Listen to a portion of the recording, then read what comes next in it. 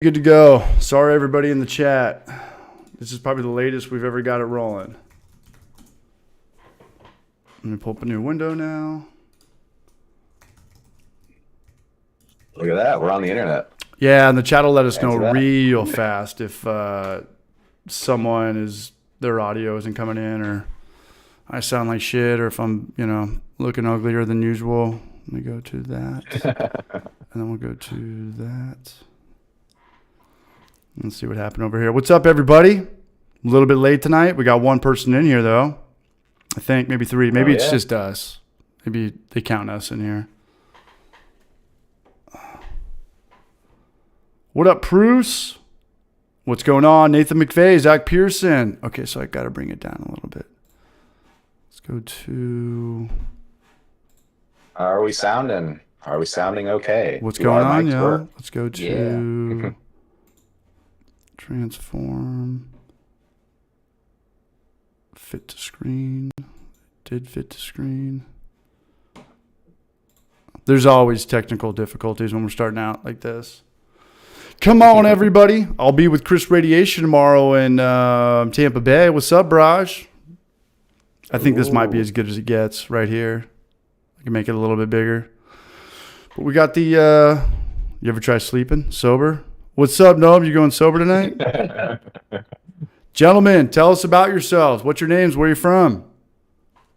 All right. I'm Dan. I'm originally from Colorado, moved to Norway about 6 years or so ago. I just moved here for work, basically, and then met Colin. We actually, are both from Colorado, but we met independently through a friend while we lived in Norway.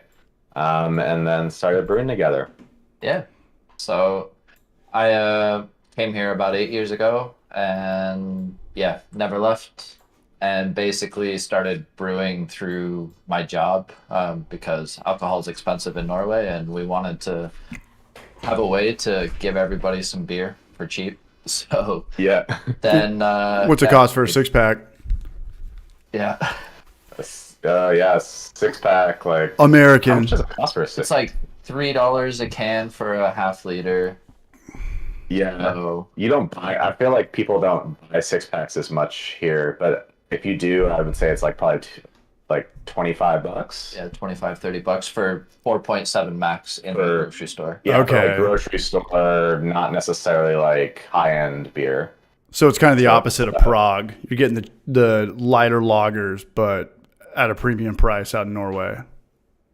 Yeah, everything's a premium. So the way it works in Norway is that grocery stores are allowed to sell up to 4.7%, and then anything over 4.7% has to be sold by the state at a place literally called the Wine Monopoly.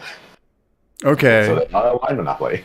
We got a buddy up in Nova Scotia, James Party Time. He's got a YouTube channel, and he's kind of got the same spiel on that, on how it's not federal, it's a different word, but how the big guy upstairs controls a lot more of the beer than they do in America. How everything's regulated. Yeah. What up, Aaron? It's just like that here. We got the Brajas showing up here. What's up, Chris? What's up, Jim Wheeler? Goose Frabha. What's up, dog? What's up, Beerquaz? Happy Wednesday. I know we're late tonight, and I apologize to these gentlemen on right now. I couldn't get my upload in until like 9:15. The internet's lagging, and it just took an hour to pass monetization. But there's a Homebrew for Life video. These guys have a YouTube channel. They've got a link in the description. Much appreciated. They've got killer production. I'm halfway through their most recent video, and it looks great. It sounds great. Tell us a little bit about the production. Yeah, so these last two videos are a little bit special because we have a friend, Aaron. He came and I met him basically through climbing. So I posted like it's actually a video that we have on YouTube, but like climbing this kind of Yosemite of Norway. And then I was the last person that he saw that had done it. So he asked me questions about it, but then it turns out he works with film and stuff in Norway. So he was just super excited about our channel and bring us out. So he helped us film the last two. And then for audio, we just use the Rode Wireless Go to, and then we process them through the Adobe Podcasts, basically, which uses AI to fix your audio to make it sound like you've recorded on a $2,000 mic. Sounds That works great. well. Yeah, and I know the portly gentleman uses the same one. I'm kind of in the market right now because my lav mic sucks. And if it's the one I'm thinking about, it's only about $200? Yeah, I think so. And because the one we have, there's two of them as well. So Okay, so it might have been $100 convenient more. because you can either mic up two people or you can use one as like a backup audio in case you flip one and then it sounds like garbage. The other one's recording at like 12 decibels lower or something. So Right. it's super flexible and they Smart. last like 8 hours. And Good battery. I never even thought about that because I did have some lav mics, and you should just put them on each side of you, right? Because you have two different channels. Like, it's not going to hurt. yeah, Yeah, if one's distorted or one's too high or low, you could be cooking with grease. Christian Bale diet. Stephen Plass watched the video. Yeah, that's a pretty wacky Homebrew for Life video, but I don't think Bentgate has seen it yet. But I want to support their channel right now, and I'm stoked that you guys are on. And for those who are unaware, it's like 3:30 their time. I don't know if anybody did the math on the time zones yet. So it's a bit dark and cold in Norway right now, but yeah, what's the weather like over there? Last week's been great, but we've had sunny every day, which is really rare. It's been it's only what, like 40, not 40, 40 degrees yeah, something like in that. the daytime, and then probably Is that Fahrenheit? 20s. Yeah. Yeah. We're trying to We're convert on the fly Americans. here. Right. I don't think I'm ever going to figure it out. I know Celsius just means 0, correct? Or freezing? 0 is freezing and 100 is boiling. Okay. I'm out. Yeah, when I first moved, I made my own little scale where it was like 16 to 60, 25, 75, just to have some like sort of reference between the two. But after being here for so long, you just This didn't work. associate a number with a feeling and you just go for it. Now, when I go back just to the feel it States out. and visit mom, it's like, I'm like, what are these big numbers here? Throwing everybody off. Today, you're like, I have no idea what that means. Do you guys do Play-Doh over there? How do you test your gravity? I still use like normal gravity points, I guess. So the Yeah, I guess that's 1005 or whatever. because I know a lot of Americans do the Play-Doh. I don't know if that's a international, domestic thing. I think people just kind of pick and choose how they read their sugars. Yeah, I guess we're just the Cutting out. Check one. Gentlemen, someone in the chat will know. can you guys hear me? Yeah. Are you hear me now? All right. Well, I got some beers sent to me from Nome this weekend. Shout out to Nome. He'll be in Rhode Island, or he's from Rhode Island, but he'll be in Tampa Bay with us tomorrow. The alarm is set for 7 a.m., and I got another one for 9 a.m. because I'm not fucking this trip up. But me, Chris, and Nome, we're going to go and party down in Tampa Bay. Looking forward to it. I think Chris is already down there. Yeah, Chris is already down there, but he sent me some beers. Is it those barrel aged stouts? Yeah, do you see it right here? He's got the cool, crazy bottle. You see this? Whoa. What are they it called? PET bottle? Yeah, PET bottle. So I'm going to just open it up Cool. over here just to make sure we're not going to spill too much. And Nome said be brutally honest about this, and I definitely will. Chris is in the Atlanta airport, man. Drink one for me, Braj. Are those the rum barrel? I believe so. Yeah. We just got some. Damn, that looks so tasty. All right, James Ryan, thanks for subscribing. All right, let's do this. Let us know what you guys are drinking over there. I know what they're drinking. Let us know in the chat what you're drinking, what you're brewing.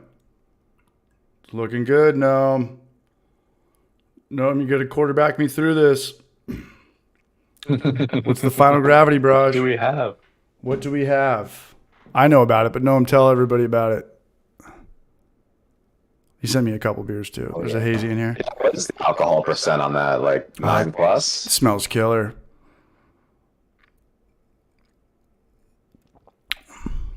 Damn, Gnome. This is really good. This is perfect. I wish you guys had some. I don't know what shipping is like to Norway, but I'd imagine it's It would probably take a solid 3 weeks to get here. yeah, And cost as much as the match. I don't know if is there still a COVID thing with international shipping, or is it pretty consistent? I don't know. I mean, Damn, to be no. honest, I feel like, COVID's sort of done here. So, and it's been kind of done. So Yeah. I don't think there's any issue with that. Good. The shipping takes a while. Yeah, because I remember people were coming on and talking about shipping just to Canada from the States, and they were like, just don't do it for COVID. So I would imagine Norway had to be worse, but I don't know where COVID is with just the whole logistics things and supply chains and mail in this regard. Yeah, I don't know either. But no, man, hats off to the chef. This is killer. Cheers to Gnome. Yeah. What up, Elementary? What up, Jaggers Brewing? We got the Barrages in 11 here. plus, not sure exactly. Hot damn. All right, we got people showing up now. We got the Barrages out there in Norway, originally from Colorado. Excuse me, Colorado. I got a couple questions written down, but I don't think I needed anything written down. I mean, you guys have a pretty interesting story. Are you guys trying to open up a brewery out there? Yeah, we have opened up a brewery. I mean, like, when you guys going to be selling your beers? We are having our first beers on tap March 17th. It is, and we'll be in the Bean Monopoly, the wine store, the state-run liquor store. We'll be in that in May, because it takes a while to, it's like you're going through the government, so it takes a while. And then we'll be selling lower alcohol beers kind of via the internet, because you can distribute that way within the next week or two. What's the deal with the YouTube channel? Is it to push people into the brick and mortar? Is it to grow the YouTube channel? Is it just for self-expression, or all the above? I'd say all the above. I mean, it's really like I've always wanted to have a YouTube channel, and I've been into photography and filming for almost 15 years. So I never really had anything to start a YouTube channel about, so I've just been really excited about filming it, and then Colin helps me film, and then our latest ones, we have our friend Aaron. He comes down with his way nicer camera than ours, and helps us film, and then we both can be in it and do other things, and have a much better view of what life is actually like when we're in our very large, small room of a brewery. Well, I'll tell you what, you guys are definitely already in the top 5 of production wise from BrewTubers, and maybe the top 3. That's subjective, but I've seen a lot of videos. I've seen a lot of channels. You guys have killer production, both video and audio, transitioning. Your last video is long. I haven't finished it. I'm 11 minutes in, but it's killer. I mean, from the transitioning to when to use slow motion and the songs that match with the slow motion. I don't know if that's you or Aaron, or it's just a combined effort, but there's definitely an eye for it. No doubt about that. Yeah, I'm the editor typically, and doing all that stuff. And then Colin's like, when it's just him and I, he's usually helping film. And then we also kind of like, I'll usually send initial drafts, and then I'm like, and then he's really good at being harsh, like cut it. Because when you first start filming a video, they're all your babies, and you don't want to kill any of your babies. And then you have a 40-minute video, and no one's gonna fucking watch a 40-minute video. Not in the world we live in now. You could have gotten away with that maybe 10 or 11 years ago on YouTube, but no. Yeah, I mean, you're just competing with so much. That's why when I watch BrewTubers videos, I watch it in my bedroom, because I want to watch it on the TV, because I don't trust myself to watch it on a phone and then a group text or a Snapchat or something, and then you're everybody talks about having ADHD nowadays. It's like, well, yeah, anybody with a smartphone in a group text or a Slack or I don't even know what we call the one we use at work. I mean, it's going off. It doesn't matter if you're unemployed or working 3 jobs. So I like to watch it on my TV, and that way I give the BrewTuber the most average view duration, because that's half the algorithm right there. Just people sticking around. So, you guys got killer content, and I think you guys are coming up on 1,000 subscribers, yeah? I think we were like just under 800 when we started this, so we'll, Okay, so let's write that magic. I love this. Let's get this to grow to 1,000 tonight. Can we do this? Can we support these guys? It costs nothing, and what it does is motivate them to grow both their brands, their YouTube, their brewery, and just creates the fire, the passion to keep putting out content. Yeah, and the YouTube's been really fun because we have a new video that will be coming out soon, which is like our favorite thing is we go like skiing and climbing and all that stuff. So we did a brew while doing that. So it's like what we're calling a pico brew because it's literally a pico brew. What's a pico? So that's exciting. Pico, so like micro breweries in the United States or in Norway have like a certain amount. If you produce under this amount, then you're a microbrewery. Oh. And then X nano would be 1,000 times less than that, and then 1,000 times less than that would be pico. Okay. And so, which turns out to be like 1.7 liters or like a half gallon per year, if you're actually a pico brewery. Okay. So that's kind of the joke. So that's another content that we're both excited about. Yeah, very small batch. It's yeah. We were in Sogndal in the west coast of Norway, and like where you have mountains, snow, fjords. It was really awesome. Badass. And we got to do some skiing and make some beer. Killer. Yeah. So tying some adventure with some beer content, and yeah. I'm like super excited for the video, but Dan's like, no, it's not going to perform well. But I'm like, but it was so much fun. So I'm hoping there's enough love for it because it's something that we have. Like it's kind of a great way to link both of our passions, like the brewery and we have like in the winter it's skiing, in the summer it's rock climbing. That's also like the way that the brand, what Bent Gate is like. It's right. a carabiner, so it's dealing with all the things that we like to do because we love gear. So yeah, so this is a bent gate carabiner. So it has like a bend here, which is like helps you clip in a rope. But that's why our name is Bent Gate. So it's kind of duly noted. It all just came full circle. And you're getting some love right now in the comment section. People are subscribing. You got Max Kelly looking out for you guys. You got Eddie Butler. Awesome, guys. Yeah, Elementary says he's already been right there, subscribed. thanks. Shout out to Brian, man. What's up, Elementary in the house? Cheers, Braj. Stephen Plass gifted 10 Hoppy Hour memberships on the button every Wednesday. Much love, Braj.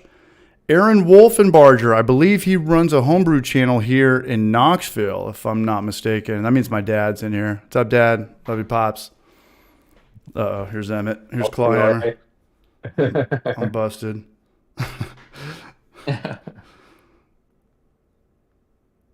Appreciate that from Emmett.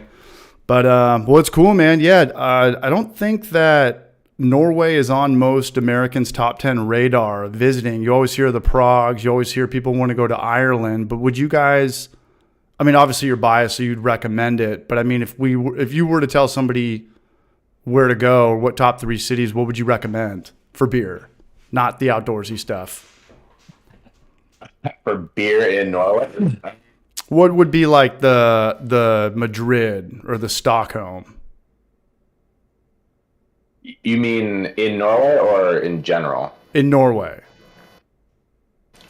I mean, you kind of got to go to like Oslo. Where all the beer. Yeah. Yeah. I think the big cities like Bergen has some very famous breweries. Stavanger. And Trondheim. But yeah. But I think Trondheim actually. I think Trondheim has some of the best breweries. But in terms of like getting all the beer in one stop shop, like Oslo has everything. Yeah. And I was gonna say Oslo. What's up? What's that? I was gonna say Oslo because I was just in Stockholm and I remember it being very close. But I was gonna throw that out, and I was so afraid you guys were gonna say, "Dude, Oslo isn't in Norway," but I knew it was in Norway. I was gonna say it's in Denmark. It's Copenhagen. It's a city within a city. Yeah. If you were to say Scandinavia for me, I would say go to McKellar in Copenhagen. McKellar's struggling out here. They're shutting a lot of stuff down in America. Oh, really? Yeah. Yeah, because McKellar San Diego, didn't they? They shut that down. There was another one in Really? New York or something. But if you type in McKellar, it's not a... I don't know if it's a COVID thing or one of those things that I think it was like a hostile work environment place. I think it was one of those Me Too situations that maybe. Yeah, I did see them post about that. Yeah. I don't know what the situation was, but yeah, that can affect a brand for sure. And it's just one of those things where that could be going on a lot at smaller breweries. But if you're a bigger brewery, you're going to get, the bigger negative press. Right. Throwing that out there is going to, keep people, watching and staying angry more than it would like a podunk brewery nobody's heard about in Spokane, whatever. Right. No offense to Spokane. No offense to Genus out there. But so how often do you guys come back to the States? I mean, is it once a year thing, or you guys still got? Yeah, for me, I try to go like once a year or so, or maybe once every 18 months on average. Yeah. Because I want to For go. me, it's like What's up? about the same, but either mom comes over to Europe or I go over to the US. So sometimes it's 2 years between, and sometimes it's annually. So yeah. So how'd you guys get your green cards or visas? For me, it's I guess both work permit. Okay. Yeah. So, I moved here on a work permit. So then there's a type of work permit called a skilled workers visa, which just means like you have whatever, like a skill set that they are sort of proving that they need like your skill set for your job. And then once you've been here for, I think, 3 years, then you can apply what's called permanent residency. And then you basically are just like a normal, then it makes you kind of almost like an EU, the same rights as like an EU citizen. So like people from the EU can just kind of like move here and do whatever, and don't necessarily need like a job or anything. So now I have a permanent residency, which means one, I was able to start the brewery because I wasn't allowed to have a job outside of my skilled workers permit. And then two, it means if I wanted to, I could, work at a climbing gym or a coffee shop or that can keep you be here unemployed, and stay. as long as you're not under the table. That can just keep parlaying 6 months or a year or however long they chalk it up. Yeah. So permanent resident. I'm permanent resident now, so that means I can just sort of just be here and do whatever I want. And I think the only way I can lose it, If you're out of the country for 2 years. yeah, if I leave for 2 years, and then so if I can even like leave, like for a year, live in the United States or whatever, and then come back, and then still just like be able to come right back. Did you need to be a permanent resident to be able to sell alcohol, or could you have done that just as I needed to. So in order to become, the problem is in order to start a business and to make money as a business, I had to be a permanent resident because the skilled working permit, you're basically only allowed to do what you're here for your permit, because that's actually you got kicked out. Yeah. So I had a degree in biology trying to work at a music streaming service, and then got kicked out, went to Copenhagen for 4 years to get a degree in computer science, then came back to Norway. And meanwhile, Dan was racking up his citizenship years, so he beat me to the permanent residence. Even though I've been in Scandinavia longer, he got there first, so he was able to start the brewery and get everything set. And then, now we're both. Yeah, you guys definitely have an residents, and interesting then- story for sure. I mean, no A doubt. bit different. Yeah, than I mean, Norwegian breweries for sure. Do you know? I mean, I've never opened up a brewery, but I know that my friends who have started breweries in California, there's just weird permits. You have to put a sign on your door for X amount of days that says we're going to be selling alcohol here, and then the neighbors can come by and veto it if they choose. Do you know about if it's more stringent or easier to get a beer selling permit? And is it, can you sell wine? Can you sell third party stuff? Do you have to sell the stuff that you make, that you produce there? That's a good question. Yes, that's a good question. So we could so what we have right now is a license to produce beer, and then we can sell it to sort of someone that has a license to sell it to a consumer. So we do not have a license to directly sell you a beer. So we can sell it to a bar, which can sell it to you, or we can sell it to the state-run liquor store, which can sell it to you, or we could sell it to like someone else that has a store that can sell it to you. So we're only a brewery, and we do not have like a tasting room or anything like that. But then we can apply for a license to sell, but that is based on like what they call communas, which is kind of like the almost like between a state and a county, Okay. and that's communa dependent. So like if you want, like if I wanted to sell in Oslo, we would need an Oslo license to sell alcohol there. Okay. And that test is only available in Norwegian. Yeah, so that's one of the. That's why I haven't done it. How's is- your is that, how's your like, bilingual skills these days? This is pretty good. Oh yeah. I'm working on it. Can- I'm trying to brush up and get there so that we can start maybe taking some tests. Yeah. But yeah, Yeah, it's one of these weird things where they're like, well, you don't need to speak Norwegian in order to get this license. You're like, but it's only in Norwegian the test, and they're like, well, yeah, and they're like, well, so then you need to be able to speak Norwegian. They're like, well, no, it's not a requirement. I was like, but don't you see that you need to? And they're like, yeah, you're right. It's not our intent, and it's like, Right. okay. What about Norwegians? Do most people there speak English? Everyone speaks. Everyone like, speaks English? God, I want to be bilingual so bad. I would fuck with people all day. Maybe if you go to like the Be farm hilarious. side and you have older, like a little people that are a bit older and stuff like that, they'll Yeah. not speak kind of like everywhere in Europe. But I would say most people speak very good English to the point where you might not even know. I think I remember when you first talked about us, like Noam was like, are you sure that they're American and not Norwegian? Because like Huh. Norwegians can speak perfect, like, and it's true. Like, There's everyone no speaks accent. good English. How come Americans Yeah, some- are the only some people that aren't people- bilingual? It's just us and what, Canada? How come no one gives a shit about teaching us 2 or 3 languages like the rest of the world?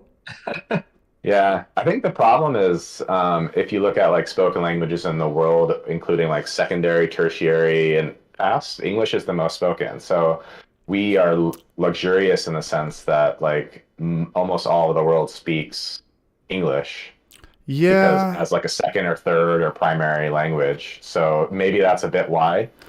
And it's also a Like thing. USA should learn Spanish, but True. And I was also like a Metallica.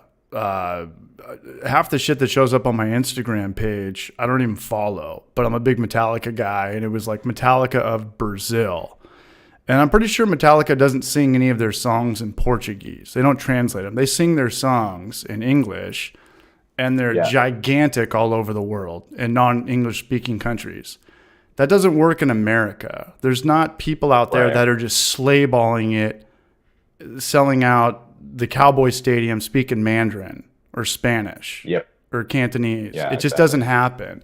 So I think as far as pop culture goes, Hollywood, music, reality TV, I think people are into it. So they're learning it at a young age, and it's predominantly English for the most part.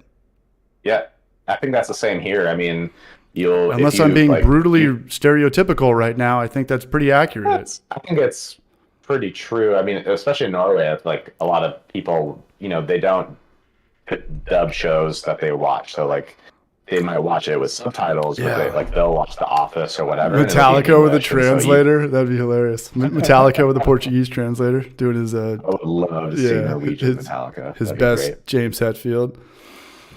No, and I tried to. I went to Stockholm 6 months ago, and I tried to talk to people. I tried to talk to girls, but nobody would talk back to me. So I didn't know if they spoke English or not, because I felt like Okay. there's a code out there to talk to girls. It's not like in America. You don't just go up to a girl and, hey, where are you from? What are you drinking? What's going on with you later? In America, I think people shoot the shit more, and in Stockholm, Yeah. it was a vault. It was like. Yep. I mean, everybody was dressed up in the height of fashion. I swear to God, every girl there looked like they were trying out for the Spice Girls or the Fanta girls. And they're dressed up and they look great. And it's just this stoic vibe. I made a joke in my video, like if you ever want to feel like a ghost, like Patrick Swayze from Ghost, just girls walking right through you, go to Stockholm, Sweden. Is Norway kind of on that same vibe? Because they're right next to each other. Yeah. Yeah, I would say it's Scandinavia. like the polite thing. Like here, it's like super polite to kind of just like leave people alone. So then that leads to a culture of like, well, I don't want to bother you. So Oh, I'd be the then, most hated guy there. I think the funniest thing is like when you hold the door open for somebody and they like go, "Oh shit, I actually have to like acknowledge you, maybe." Like in the U.S., if you hold the door open, they're like, "Oh, thank you," and You like have here to they're like make eye looking contact. down Yeah. at your shoes and they're like, maybe you'll get a tuck, like maybe I'll get a thank you out of that, and you're just like, I've created an awkward situation for them. But I think the time where I finally met and got like my first like good friend group was at the company Christmas party, where beers and shots are flowing, and then after that it's like you meet the Norwegians there, and then all of a sudden you've got like yourself a whole new friend group, and still talk to this day, like 7 years later, and it's like, yeah, Cool. you kind of got to get them a little loose. That's the key in Scandinavia. Like it sounds Feed fucked up, but feed them the liquid bread. alcohol. Yeah, like it really is though. It's like it's not a secret. Norwegians and everyone recognize that it's like if that's the way to be social, and like if you go on a first date or whatever, it's like half the time you might get like super drunk and all that stuff, and then that's just sort of the social lubricant. A bit more than it is in the States, I would say. Yeah. Interesting. So people go from 0 to 60 more than in the States, because people start out in the States, I think, at like a 20, and then they go to 40 miles per hour. But it's more of a 0 to 60. Okay, I like that. I don't know if I'll ever go back to Stockholm. My buddy who I went with owns a brewery in San Diego, and he was born there. He grew up there. Yeah. But other than that, I mean, Stockholm was beautiful. It's just one of those places that to most Americans, it seems fake. Like there's no graffiti, no one's fat, there's no cigarette butts on the ground in their biggest city. Yeah. Like we're in Stockholm, which is like their New York, and you still don't see too many eyesores. And I remember me and my buddy Dan, we were hanging out on the corner of a downtown. We were just having a great time. We just got there. We were just taking it all in, trying to, get acclimated to the jet lag. And it was a beautiful day. And this bartender had this daughter outside on the bar, or on the outside bar. And this kid was just chilling there. And in like the first 5 minutes or 10 minutes, me and my buddy Dan were looking around like, someone's going to kidnap this baby. Like, who would ever leave a baby outside? And our buddy was like, no, that doesn't happen here. Like, people don't just randomly do bad shit in Stockholm. And I was like, oh, okay, yeah. Like in San Diego or any major city, you would never just have your 2-year-old outside downtown where you were working a shift. Not even close. Yeah. Yeah. And that's so popular. Yeah. So fun. So it was kind of nice to see, like, whoa, people are good. Like, all the people, like, you trust all these strangers walking by. Like, fuck, man, this is cool. I mean, middle of It'd winter, be cooler you if the have, girls like, talked to us. 4 baby strollers outside, just the coffee shop, and it's like all the moms are inside drinking coffee, and the babies are like bundled up in so much wool, and it's like a little sleeping bag, and I'm like, Yeah, they're like, well, we don't want to get the floors wet from the snow with the wheels, so we just leave them outside. Like they sleep better, and they get the immunity of the cold and all that stuff, and you're just like, what? And not true. But it's really funny. And at first you're like, what? No one's gonna steal your baby? And I mean, what, in the U.S. you get someone going apeshit if you have your dog in the car or whatever. Right. Yeah, you're all over social media. Someone's going to call you out so they feel like a good person, so they feel like a good parent. It's just a whole different vibe. 1 second, though, boys. My video on YouTube is bombing. I got to change up the title really quick. What's a good clickbait thing? What's better than no alcohol for 30 days? Why I got sober? My video's eating shit right now. I wasn't expecting this. Somebody hit me with some good clickbait. If they click on it, they won't regret it. I broke my back to edit this video. 5 of 10. I haven't had a 5 of 10 in a long time. Guys, hit me with something. I love how YouTube reminds you of your failures immediately. Yeah, I mean, congratulations. Do you guys look at the YouTube Creator app? Do you see how shit's performing? Yeah, I do. Yeah. Okay, because when you get 1 out of 10, you're just like, yes, and then when you don't, you're like, God damn it, what am I doing with my life? So here's the deal. My impressions click-through rate is 20%, which is really good. That's really high for me. 20%'s high, but here's the problem. Okay, never mind. I don't know what's going on. Maybe it's a longer video because it's usually I make like 7 or 8 minute videos, and this one's an 11-minute video. So a lot of people get scared to click on it. It's like, damn, I gotta sit through 11 minutes of this motherfucker again. And we're all kind of the same way. You gotta, we are the algorithm. Like, think about what you click on and how long you stick around on something. Like, the algorithm isn't a machine. It is the human. It's all of us. How much we're clicking on something and not clicking. Yeah, no, I forget what creator was saying this, but they're sort of like, well, if you make a video that doesn't get a lot of views, the algorithm is literally programmed to show videos like if it's watchable and people want to watch it. So if people aren't watching your video, that means you made a video that people don't want to watch. Period. Pretty much, yeah. That's true. Yeah, I don't know. What's going on? No alcohol for 30 days. I don't know. I'll give it till morning and then I'll come up with some bullshit. Or my last video, I'm going to quit, And I have done that in the past. Top 10 ways to save money. The newest thing ever. How to get to Mars IPA. Nah, it's all good. But if you have it titled just I quit alcohol because you're a should I call that I quit alcohol? Yeah, just I quit alcohol, and because you're a brewing channel, and they're like, well, is his channel ending? What does this mean? Okay, I don't know. I think you're right. You're onto something. How do I change this shit up? I quit alcohol, or why I quit alcohol? Maybe no. I would just say I quit alcohol. And there is a loophole in there because I did quit alcohol for 30 days or 28 days because It's true. All right. And people will get what they expect. So let's go to why I got sober, why I quit. What's a better word, sober or quit? What do you think attracts more people? Why I quit drinking? I would say I wouldn't say like why. I would just say I quit alcohol because then it has this context of is your channel ending or? All right, I think you're onto something. I quit. It's like if you're wanting more like a bit clickbaity, a bit. I quit alcohol as we're trying to figure out how to be more clickbaity on the internet while I'm drinking alcohol. This is as clickbaity as it gets. But it's one of those things where I really don't believe in clickbait because the algorithm won't show this. And I've talked to Kyle about this. Like if we make a video right now and it's called Metallica's newest single leaked, and we have a picture of them shredding, and it goes to our stream right now. People will look at it for 10 seconds. People look at it for 2 seconds, and then they'll click off it. And the average view duration will be so bad that YouTube won't put it in the algorithm because they just won't give it impressions. But if you click on something and it's like the funniest Bill Burr, stand-up video of all time, I don't care what it got me to click on it, really. Like if it's funny or hilarious or inspiring, like however clickbaity it was, like I don't care. I'm not saying that was my videos up there with Bill Burr, but I think that I don't know. I think people might enjoy the last Homebrew Flight video. Ron Barnes, LOL, I quit. Yeah, so I got I quit caps lock ... And I'm already back down to 6.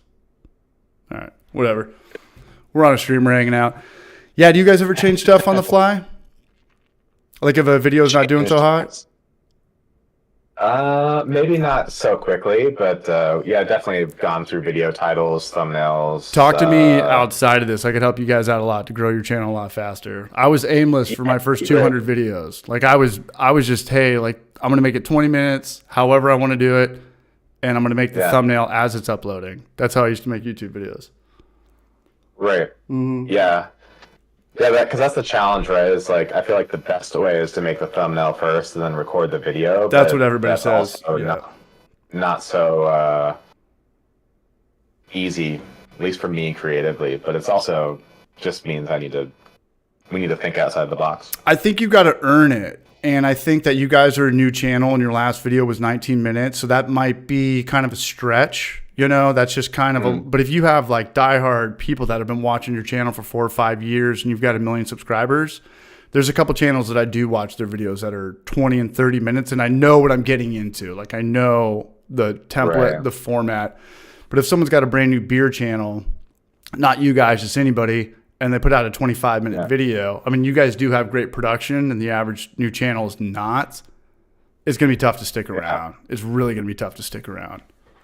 Yeah, that's kind of why we did like this one is like a day in the life, because that then for me, like if it's a day in the life video, it's like it can make a bit more sense to be longer. But otherwise, I agree. It's funny. The first edit of the video was like 35 minutes, and then it went down to like 27 minutes. Like, this thing cannot be over 20 minutes. Beer's the weirdest thing in the world. It's how popular is beer? What are the most popular things in the world? Food, music. Beer's damn near tech, apps. Yeah.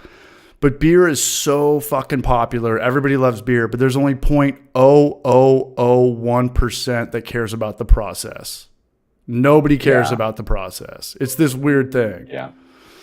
You know, people love food. People want to make food. Even kids and guys like me know how to make food a little bit, but no one gives a shit about making alcohol. You know, beer is so much damn more popular than wine or whiskey or any cocktail out there. You go to any bar, they've got those 30-year, 15-year thing up there. They've had that up there for 4 years. They got kegs coming in now every single day. You know, they're turning shit over. Right. Nobody cares about the process of beer except the 0.00001%. It's a weird thing. Yeah.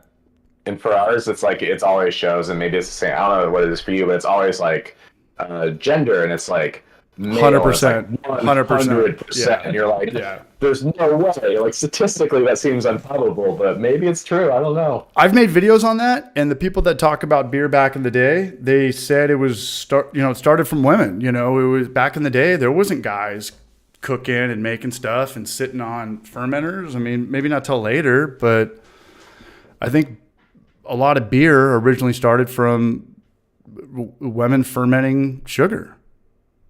Yeah. And then for whatever reason, happy accidents. There's no such thing as mistakes, just happy accidents. And I think it just had maybe like a cliche to it or a niche, like big guys chugging beers, and then maybe wine and roses fit girls back in the day a little bit more. And I don't know. Yeah. I don't know. It's definitely like you don't see like huge homebrew channels, you know, or brewing channels like you do when you see like tech or cars are huge. Cars are a weird thing to me too, because they're very popular and there's a lot of channels out there that have millions of subscribers and stuff like that. But to me, it's kind of a rich person's sport. Like, if you don't have money, how are you into this hobby and know about this stuff, you know? Yeah. So, I agree. Because there's a whole terminology. You know, my buddies talk about cars. I don't know what's going on. They might as well be speaking Spanish.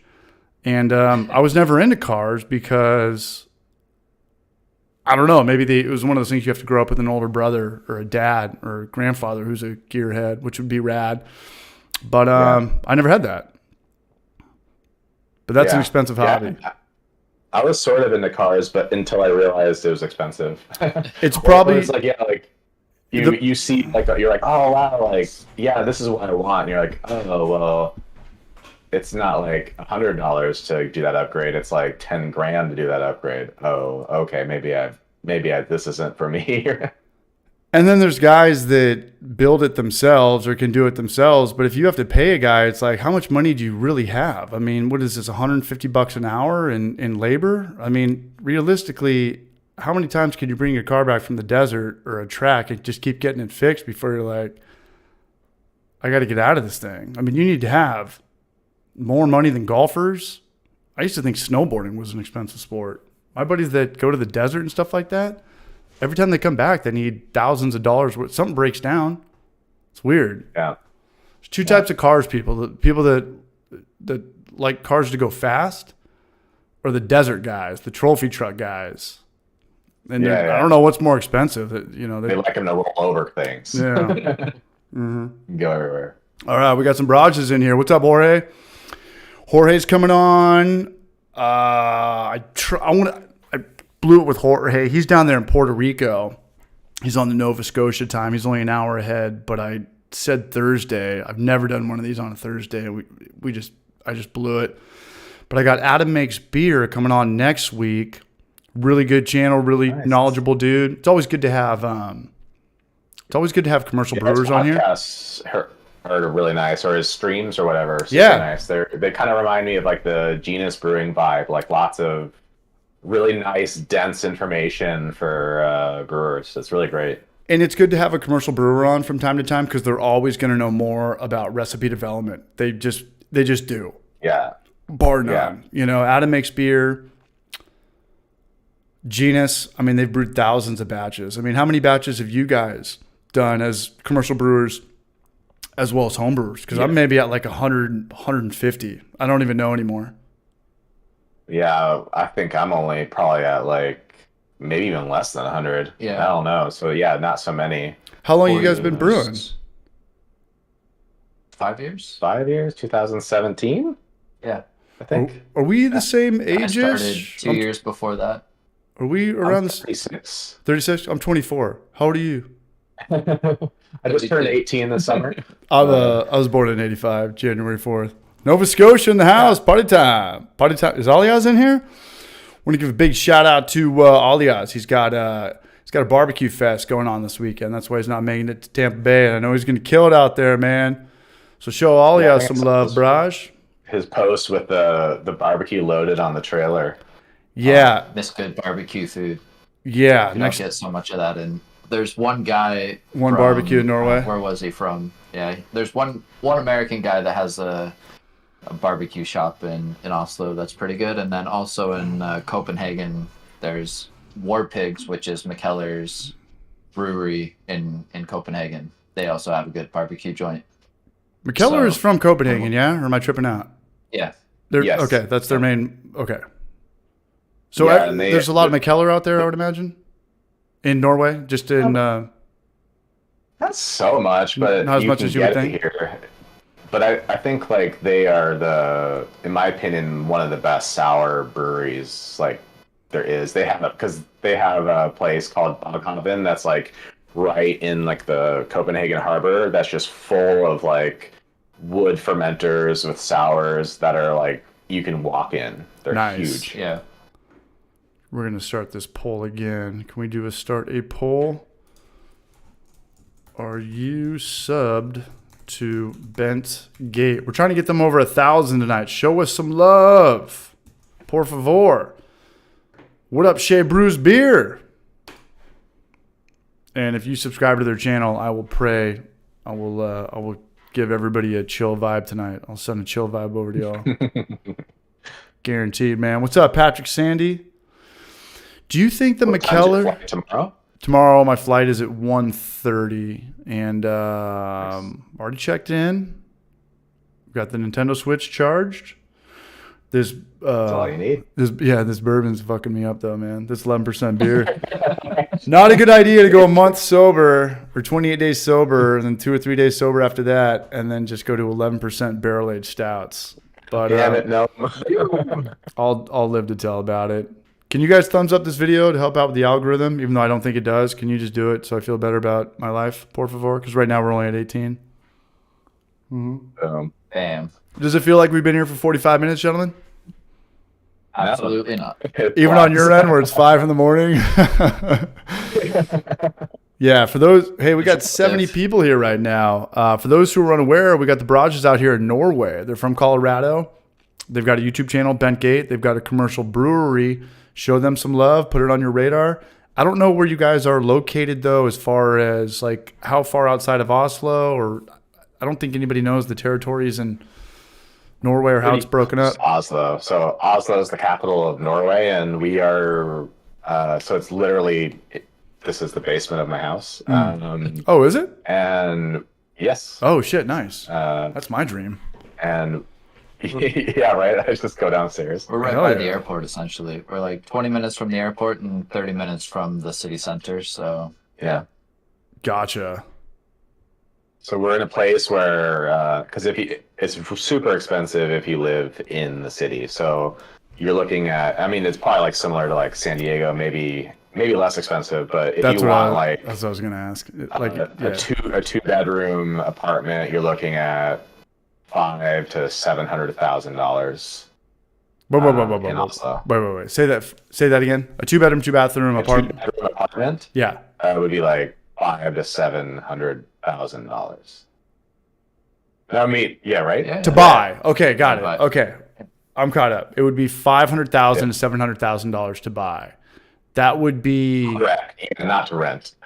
that would be extremely expensive in Tennessee. I don't think that would even happen unless you were downtown Nashville, and that would be extremely cheap in California. And I didn't know. Wow, Yeah, yeah, San Diego. My dad lives in condos. I think they're worth like 900 grand. It's insane. But it's funny to know these things, you know, because when I went to Europe, I went there last month, but before that, I haven't gone in 10 years.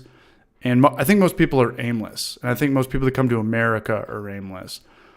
But I look at states in America like countries in Europe because there's phenomenal places and there's very expensive places and there's very cheap places. And you really want to know these things going in, you know, because you can go. I think Austin, Texas is about the midway point. I mean, where would you guys put your hometown from Colorado? I mean, where are you guys from in Colorado? Denver. Okay, so that's probably the most expensive city. Yeah, so like Denver, Denver's expensive as shit. Colorado, which is more expensive. Like if you further west, the further west you go, like towards the mountains, so like Boulder, Golden, those cities, Fort those get more expensive. Okay, because it's hard because it has like a kind of a no growth policy, so they're not and they you can't build higher, anymore. So they're basically not really developing. So then the prices are just going skyrocketing, right? And it has Google headquarters there, so you have money and oh shit, yeah. Same supply, more demand. Be nice to own one of those 20 years ago. What up, Goose Fraba? Tombstone Tower. What's up, Braj? My brother-in-law lives in La Vita. Live in La Vita Loco. What up, Brett Beard? In the house? Norway. Money, money, money. Yeah, we wanted to go to Copenhagen, Denmark last time, and they were like, nah, that's like one of the most expensive places aside from, what's the other expensive place? Geneva, Switzerland. Switzerland's very expensive. Yeah. Yeah. So is Stockholm more or less expensive? I would feel like Stockholm would be more expensive than Denmark. really? I think it goes like Oslo, Sweden, Denmark. Yeah, because usually like of Scandinavia, Denmark is like the most chill and the least expensive for a lot of things, but I could be wrong with because Stockholm's also very expensive. Yeah, and they both Oslo or Norway and Sweden have their own like wine monopoly equivalent. In Sweden, it's called Systembolaget, which is the Systems company. which they're the ones that moderate the beer like the wine monopoly does in Norway. And in Denmark, they don't have any of that. So in Denmark, but I lived in Copenhagen for 4 years when I was studying, and the one nice thing about having the wine monopoly or Systembolaget is that you get really good quality. I think the wine monopoly is one of the most they import the most wine. Like you can get anything, you just have to ask them for it. And all of the people that work there are like sommelier equivalent. Like they're very, very knowledgeable about wine. So if you just go to anybody that works there and you're like, I'm having this, and I mean same for beer too. It's like I'm having this for dinner. They're like, oh, you can have this beer or you can have this wine. This will pair very well, and it's like quite cool. Yeah, that's a huge difference actually, because there was like education programs, and so the people that work there, are insanely knowledgeable. Like, because I'm used to like corner liquor stores in Colorado, and then you're just like, oh, what beer do you recommend? They're just like, buy something or leave, and you're like, okay. Gotcha. No, the next time I come back to Europe, I'm gonna do a different thing. I'm gonna go to the cheaper places. I'm gonna go to Prague. I got to meet a buddy out there. I'm still waiting on my passport. I don't know how long this shit's gonna take, but I want to go to Croatia. I want to go to. There was another place that I wanted to go to, but let us know when you're going to Prague. I mean, that's probably like a $80 flight. Say it again. From here, it's probably like $80 to fly there. To fly to Prague or Croatia? Really cheap. Both probably. Damn. Like those are cheap destination. Like flying in Europe, if you're in Europe. If you're already in Europe, is is super cheap. Like it's surprising to me how expensive it is to fly within the United States. Like Yeah. if you have a connecting flight, like if you fly from Europe to the United States and then you have a connecting flight in the United States, typically that connecting flight can be the same price as The flight over. the flight over, which is crazy. I It's remember not like that here.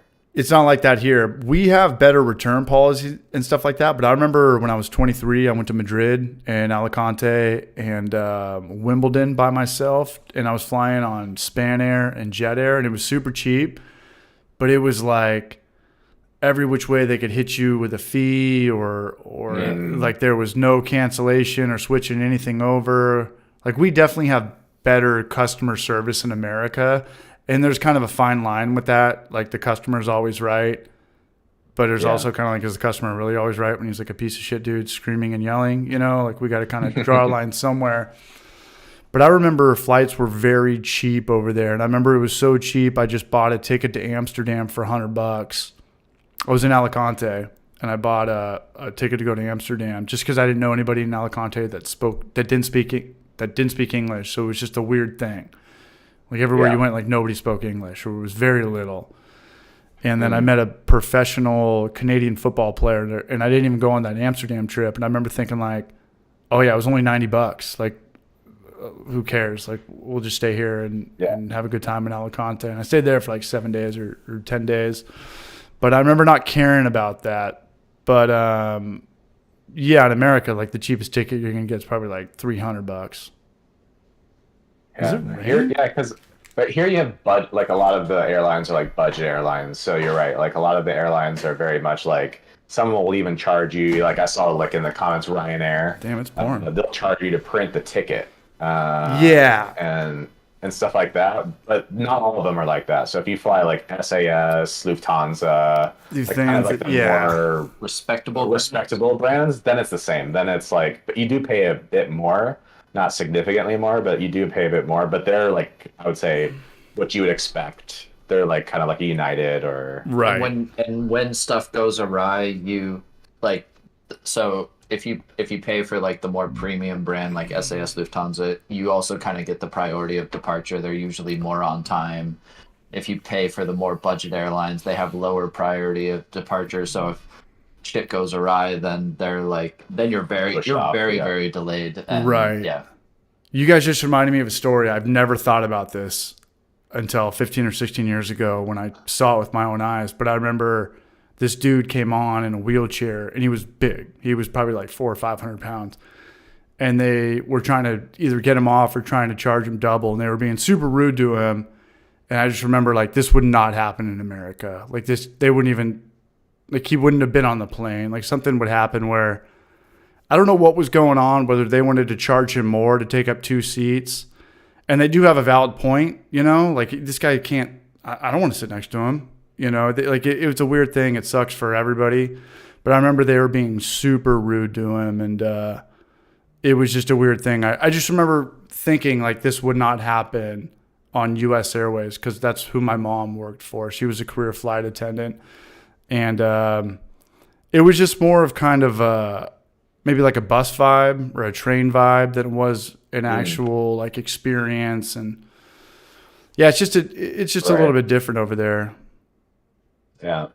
It was different over nice there. thing is like What's if up? you do short flights like Prague or Copenhagen, it kind of doesn't matter. So like if you're paying $80 to fly there and it's an hour flight, whatever, then it's kind of like, whatever. Right. Just it's kind of not worth paying money for the premium necessarily anyways, unless to Copenhagen, there's only 2 airlines that go, and that's SAS and Norwegian. So Yeah. you're pretty locked in with that. And then For the that rest big of an continental airport? Europe. Damn. Copenhagen's a big hub. I mean, Yeah, it is. I think It's actually my favorite airport in Europe. they have the because- McKellar. Yeah, the McKellar bar, and I've spent many hours waiting there and working while I was like commuting back and forth between Norway and Copenhagen, and yeah, I would purposely like leave work early just to sit at the McKellar bar, have a couple beers, do some work, and then go back to Norway, and yeah. I mean, the airports in Europe are so beautiful. I mean, it's almost like, dude, it is raining cats and dogs all of a sudden. But everything is so clean. The food is so good. Stockholm's airport was A+. Where else did I go? Yeah, Oslo's a nice airport as well. It's nice, but you don't have like so many of the good amenities. Yeah. You don't have the Copenhagen one has just so many good food options. You have like the Magala ramen place. You have so many. I mean, it's like a shopping mall. Like, I think one year I did all my Christmas shopping like in the airport because I had like a long awesome. time, and it was just like last minute things like grab whatever you need. It was just like it's all there and super easy to, whatever you need. Scandinavian airports. There's no security line like I've been there like at the busiest, and it's like, oh, you have to wait 15 minutes. And like if you go to like Denver International Airport, like DIA, it's even on good days, it's like, oh, it's like a half hour if you're doing like the normal lines. If you're lucky and you can do like the gate or the gate that like the A gate, the one that's only international, then it's a bit shorter, but Denver's a huge hub. Yeah, I think it's one of the busiest airports in the world.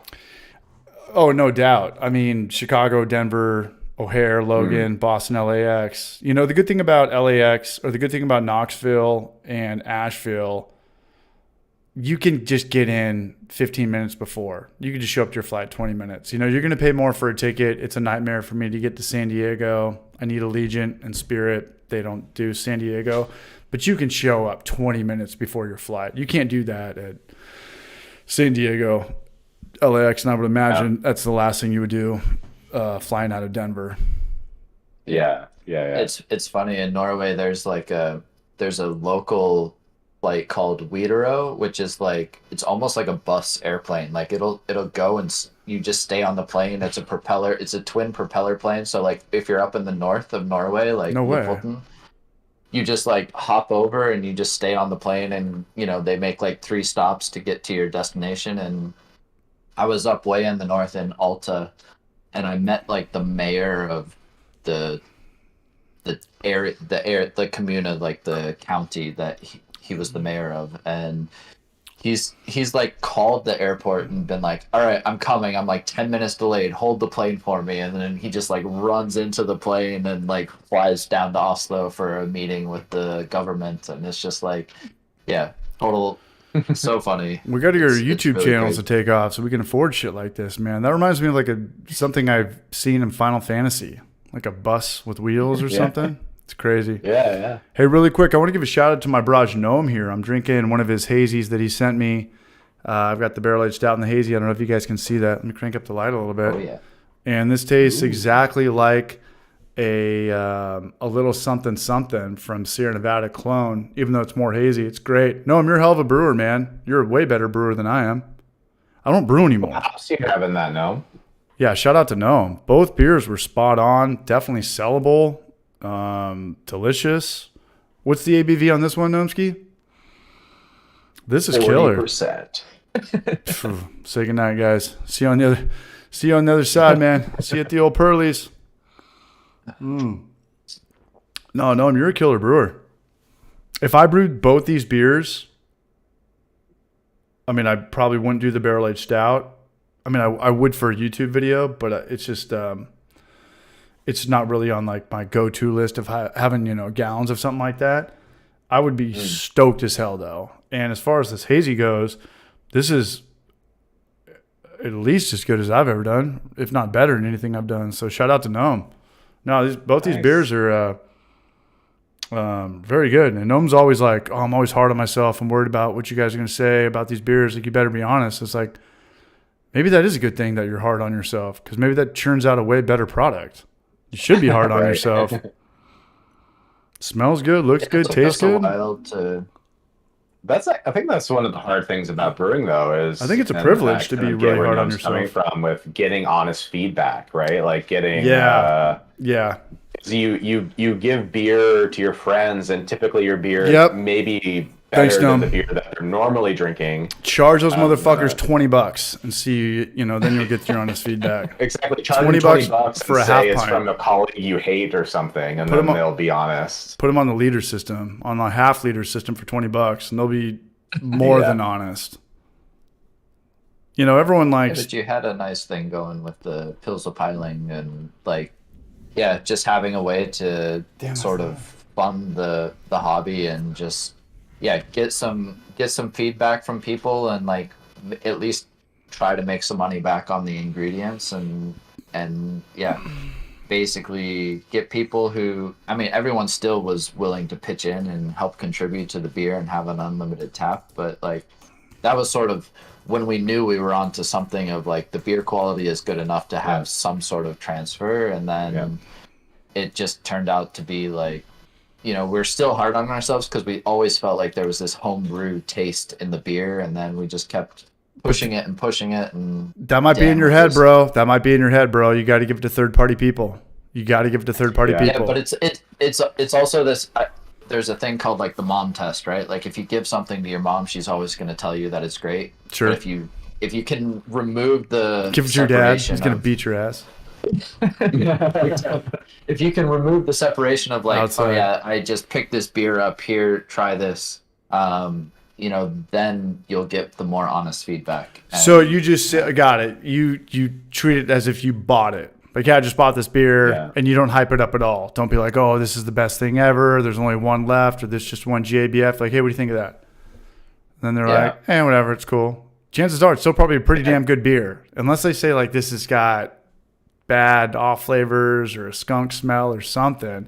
Right. If they're just nonchalant and they're drinking it, and you don't even ask them or tell them that you made it, that's still a pretty good compliment.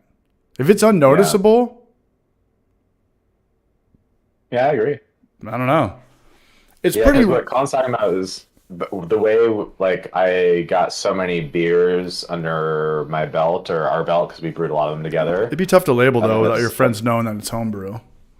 Yeah, exactly. It'd have to be in a but keg. Sorry to interrupt.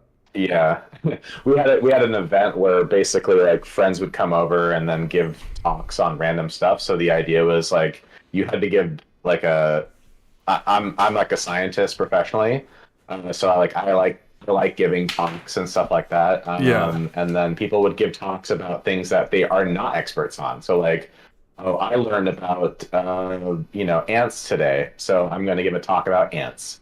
And then I would brew beer for these events, and then we would always kill the kegs. So then I could just every month just brew all the beer, and then not you're saying not worry about sitting on 5 gallons of beer that you're well, this is great if I have one, but 13% mead. You get a 12% braggot. Exactly. Only guy in Oslo drinks this shit. What's a barrage supposed to do?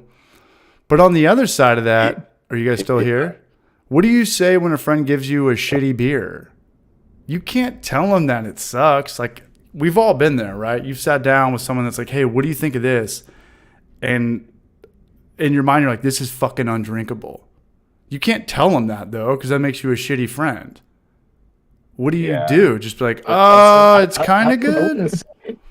Yeah, I don't know if I would lie about it being good, but I would just start with I'm noticing these flavors and stuff like that, and this might be because of this. I think that's maybe a good way of approaching it, is kind of just being honest. I don't know but you're right though, because you're in that situation. Because we just flipped it. Because we in a buddy situation. We want them to be honest until it's us giving the beer out. You're fuck, man, this guy just broke my heart. Well, if they made it though, then I usually go into the process because I have a colleague who brews whack shit.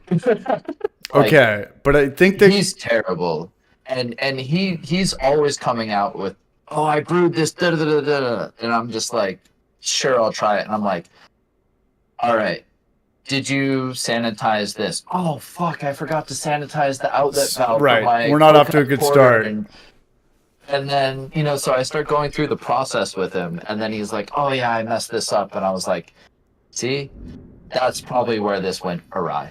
And then he's like, oh yeah, okay. So like for Right. me, I go through like the process. Like there's a point. Like, were you drinking beforehand? Like, how drunk were you when you got to the sanitization process? Or, There's a sketch where in here. did you mess this up? There's definitely a joke in here. When you're trying to get feedback and you're trying to get notes, like, did you get the hints of this and that? And your first guy that takes a sip, and the first thing that he brings up is talking about cleaning and sanitizing. We're not off to a good start, And I think there's two people you can be real with. I think if it's somebody that just got into home brewing or winemaking or whatever, I think you should tell them it's good and then bring them down from there. But if they've been brewing, this is their 25th plus batch, and they just give you something that's undrinkable, I think you are being a better friend by saying, this doesn't taste anything at all like you're telling me about. It doesn't taste like this at all. There's no apple. There's no whatever. That you fucked this up good, man. But I would be surprised, though, if someone was brewing their 25th batch and thought it was good and then gave it a, to you, then that's my concern. Hey, I'm thinking about setting this into GABF. What are your thoughts? Well, save that $22.50 on flat rate postage and dump it on your rose bushes or something. Right. But that'd be fun to like prank a friend, like actually like if you brewed like a bad batch and you had to toss it, but then just like with a straight face be like, yeah, this is our new beer, and like hype it up like it's gonna be super good. And then that's when you're doing the mom test. You're like seeing if people are actually honest with you or not. Well, there's a video there too. Just tell them like, in the video, like, do we market this or does this go straight to the still? It is just like so bad. We just need the alcohol out of it. It's just a ding, ding, ding. We can maybe, so in our next video that'll come out, we talked a bit about it before, but like we were brewing while basically in your van at a place where we're going skiing the next day, and it's like snowing like crazy. Right. But I'm pretty sure the beer got a little infected. So I'm setting ourselves up the barrages. I'm not sure it'll turn out good at all. It might just be completely terrible, which this could be we could try, like, this is terrible. And then like, all right, now we need to give it to someone to and we're shipping this to production. And what do you think of this? And that's when we'll find out who our friends are. It's only a half liter of beer that we ended up because we fucked up our boil off ratio because apparently we were going for a liter. I got another beer takes us just as long as brewing 5. What do you? I got another question for you guys, and this is kind of the same thing, sort of, but on a different scale. Like when you go to a brewery, and I don't mind this because I'm a craft brewer. I mean, I'm a home brewer. We know that things are fresh and they go bad, and we know what goes into it. But a lot of times you go to breweries and people say, "Oh, you'd be like, hey, like, what do you think? Like, what do you recommend, the hazy or the West Coast?" And the guy behind the counter will be like, "Oh, I like the hazy. It's a fresh batch. Like, this is our freshest batch." I like that. But if I didn't know about craft beer and I was like a Budweiser guy, should you say that? Because the other person that doesn't brew would be like, "Why is he saying this is a fresh batch? Like, this should all be fresh, yeah? Like, shouldn't everything be good? Like Budweiser and Coors Light?" So it's kind of a double-edged sword where like people that own breweries and they're into beer and they're home brewers, like some people just say like, "What's your freshest thing?" and I'll take that. But some people might not like to hear that. Like, what do you mean freshest? Is the other stuff bad now? How do you guys feel about when people say this? How old was the other stuff? Yeah, what do you mean fresh? What's going on? Yeah, what is this bullshit? Yeah. How do you guys feel about that? Do you think that's a good thing to say? Say the freshest, like this is our newest, freshest batch? We get it. I'm just saying it could be misleading to the naked eye. Yeah, I don't know if I would say it because I feel like I would just I don't know if I would say it because it's not really like if you're talking to someone that's asking you like, and you can usually gauge by the question if they're sort of like, if you can gauge that maybe you don't know if they know a lot about beer, right? Maybe going into freshness isn't really your point. Just more like the differences of the beer. Like this one's more like fruity notes. This if it's like West Coast versus NEPA, right? It's like right. I would go your route. Yeah. What do you like? Yeah. Yeah. No, and try them. And it goes back to the whole, and I've brought this up before, but the whole McDonald's chicken selects thing back in the 90s when they came out with that commercial. They were like, "Oh, get chicken selects. You know, it's 3 for $4. You know, it's 100% real chicken this time." And I'm thinking, like, what's been going on with the other shit for 20 years? Like, you guys just shot yourself in the foot. Like, what's the chicken nuggets? Yeah, 70% on the best day on day one, but that shit's probably like, I don't know. I don't even want to know. 30 years ago. Beer. Now it's 100% beer. Wait, what? I vividly remember there was a Toyota commercial. It was a truck commercial. No, it was a Ford commercial, and it said something. I remember I was in high school. I was a senior, and I was watching it. They're like, "We're as good as Toyota now," or like, "We're better. We're finally better in Toyota." It's like, that just makes me want to buy Toyota. You know, like you're trying to rep your.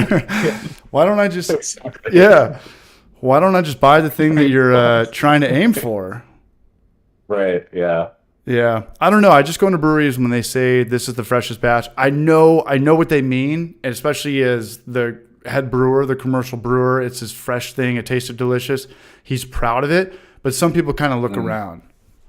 Freshest? Yeah. Like what? You think of like fruit, vegetables? Well, okay. Oh, yeah, I want the freshest too. Like, but yeah, it's not the style that you might be into, you know? I don't know. Right. And why would you not have fresh? Terminology is everything. Terminology is everything. Hops. Yeah, I mean, You want hops from this year and right now. Like, I just plucked it off it. You know, it's going straight into the beer. Like, these hops are, you know, the freshest of the fresh. And it's like, but doesn't matter. You know, like cryo pellets are insanely good at holding hop, you know, content. And it's like, are the alpha acids changing so much? And, you know, it's debatable. It's probably a very hot topic. And it's like, do you guys use cryo hops? Not yet. No. I mean, what do you guys get out there? Do you get everything out there that you would get back in Denver? Yeah, I think so. I feel like the brewing community in Norway is really strong, and the brewers here are really strong. But like from Northern Brewer and More Beer, will they get you guys whatever you want shipped out there? No, because I guess so we wouldn't use an American distributor, but the distributors here, there's a few. They have everything, so they're typically like they'll have both a pro side and then a consumer side.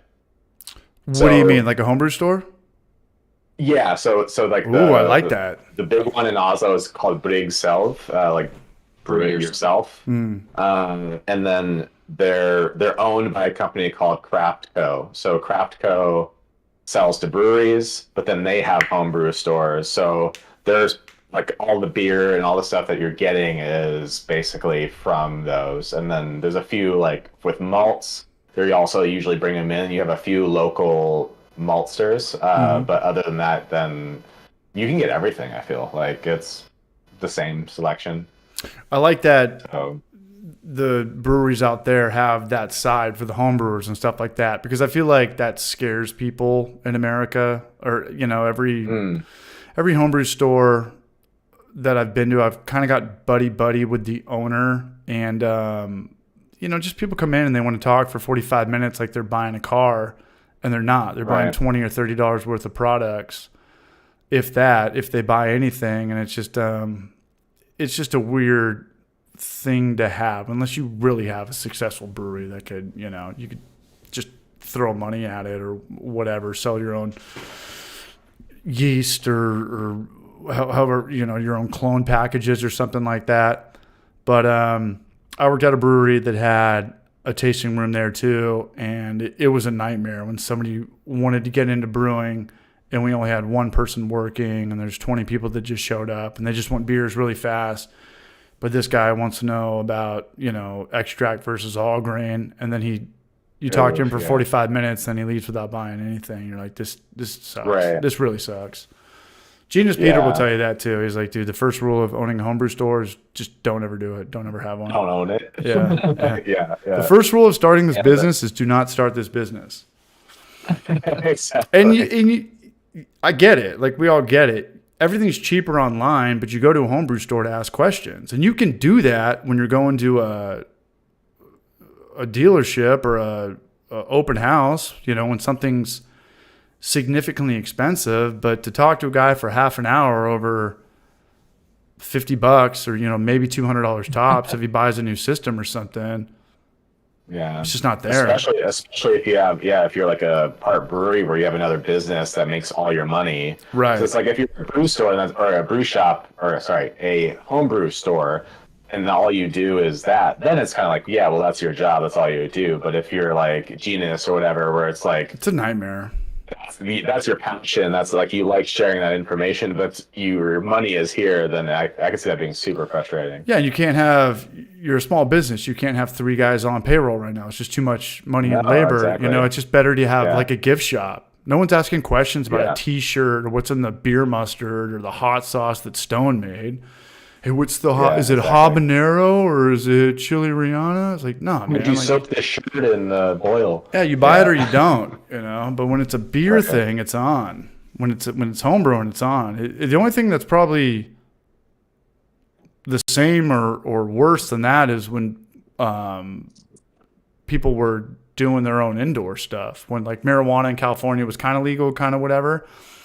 So remember that show came out with Kevin Nealon called Weeds? Damn. Yep. So a lot of light companies and I don't know the terminology for this stuff anymore, manure, but it was more predominantly people were selling lights, like indoor lights. Like that was going through the roof.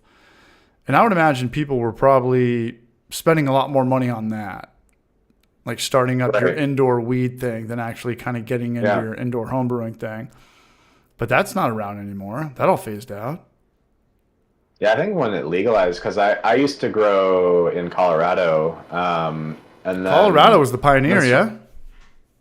Yeah, for I Of all don't know 50 if like states? necessarily for growing, but for definitely being like recreationally legal. They have, I think, California is probably Northwest. a bit more the pioneer.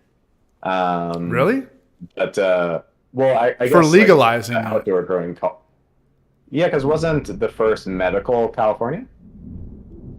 I remember people getting weed. This put me out of business because I used to sell everybody weed in college because I didn't smoke it. All my roommates smoked it. They'd have all these fucking sketch balls coming over. So I didn't want any more people coming over, so I started selling weed. And I think everybody had a weed card probably by 2004, 2005. And immediately I was gone. Like the outdoor guy that was buying the QPs for 800 quarter pounds. And I didn't smoke any of it, so I'd flip it for 1,600. Bought a snowboard, bought my girlfriend plane tickets. And with that, overnight, I was gone. The outdoor guy was done. Yeah. So we'll call that maybe early 2005.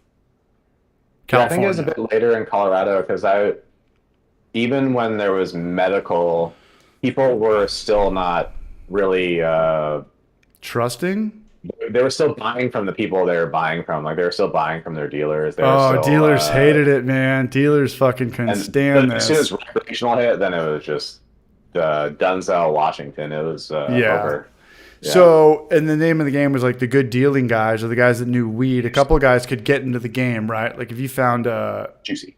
Are you guys doing okay on beer? Are we doing okay on time? Yeah, we're doing great. So are you sure? Fill it up. Did we hit 1,000 subscribers or no way? Did you guys subscribe to this channel or what? I'll be the judge of this. I have no idea if we've hit 1,000. I'm just happy to hang out. Oh, dude, this is my favorite night of the week. Bent's Gates Brewing. So what'd you say you started at? I watch these streams like the next day, like commuting to work, and then I'm like sitting at work just like listening to them. So that's why I've watched almost all of them. Like since it started. Yeah, if you listen to this one, let me know which ones we should chop a couple things up. I like the permits, Norway versus this and that, and I'm always down to chop it up. That's the best way to put out content. It's like a million times easier than Homebrew for Life video. Dude, you guys have really killer thumbnails. How's your guys' last video doing? That's good. 1,000 views in a day? Really good. It's 1 out of 10. It's double of any video that we've done. Dude, good for you guys. That's a good feeling, man. I'm stoked for you guys. I really am. It's a good feeling, yeah. Because there's a few videos where you think they're going to do well and they don't, and then some are like, I don't know how it's going to do, and they do well, and that's a nice feeling. And you can always kind of turn it around. People. I can always kind of help you out with this and that. But what's your guys' relationship with Brew Tools? I would say there's no necessarily relate. So I don't work with them professionally You just or buy? really Okay. contact them. It's just that it's really actually a portly gentleman. We kind of shout out to him in another one, but Shout I out to feel like Bradley. it was yeah. We have a saying, what would Bradley do Ha! We've in our talked about brewery? this. Bradley's the man. Um, Good to see him putting out some yeah, content again. definitely. I'm so happy he's back too. But no, 100%. I think for our our size, it made a lot of sense. Like these types of systems, of course, are not the most efficient, but for what can fit inside a basement and do professionally, then it works really well. And I think they make high quality stuff. So, and they're Norwegian, right? So then they're pretty easy to get here. So then that's just why we picked it, and that's what we do. And then that tends to be a lot of people are interested in their system, so we kind of lean a bit into that for like the search and stuff like that. Uh, I don't have any. Not that I'm saying like I've never reached out either. So, but no, I don't have any like sponsorship or anything like that from them. Just nothing but organic love, man. That's the best love. Yeah. Yeah. Do you guys do any working with any brands or anything? Or do you guys get the emails At yet? the moment, I guess we're not really a big enough channel, and also like we both have full-time jobs, and uh, Do you get the are, copy are paste actually shit trying though? to start a brewery. So there's like only so much time we can spend. Yeah. No, I Um, hear you. No, but it's funny. I would love to like in the future do stuff with people. I just want like collabs and stuff. I think it sounds fun. I think like the creative aspect sounds fun. I'll tell you really fast. I could help you out with this because I get weird shit every day, and it's all copy paste. Yeah. If they say "What up, CH," I'll read it because I know they at least watched a little bit. If they say "What up, CH" and Maury, I know they really watched a video. But if it's "Dear YouTuber," don't even read it. Don't even Yeah. click at it. Your And- YouTube channel name. Yeah. Yeah, it's the most copy pasta shit you'll ever see. But if it's an actual first Yeah. name, you'll look at it. I don't really work with brands because it's just, I don't know, going back and forth over an espresso machine or an ice maker. It just doesn't really fit my vibe. And I kind of got in this whole YouTube thing, so I didn't have to deal with people except for my friends and stuff like that. So, you know, you can get $500 or I got a $1,500 check when I had maybe 1,000 subscribers on my one channel making belts, talking about this new belt this guy wanted to push. And it was cool, but a lot of times they're like, hey, well, we only have $250 or 500 and it's this new hangover pill.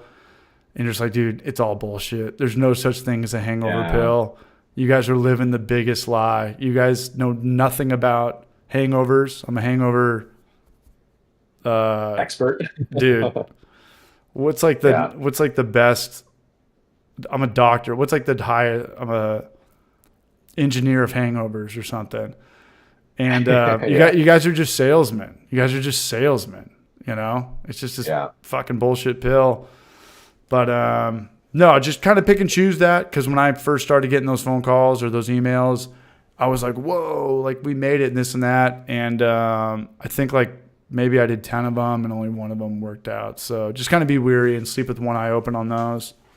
Yeah, that's great advice. I think we're in a really fortunate situation where Copy kind of pasta. our brewery and the channel is out of just passion of 100%. of brewing. So like if we don't we're not like counting on these batches to make our rent, or we're not counting on this YouTube to pay our bills or anything like that. No, So you'd be a fool to. You'd be a fool like me. Yeah. maybe, but like I'm a really big fan of Treehouse's new channel, and he was talking about like in the 100%. beginning.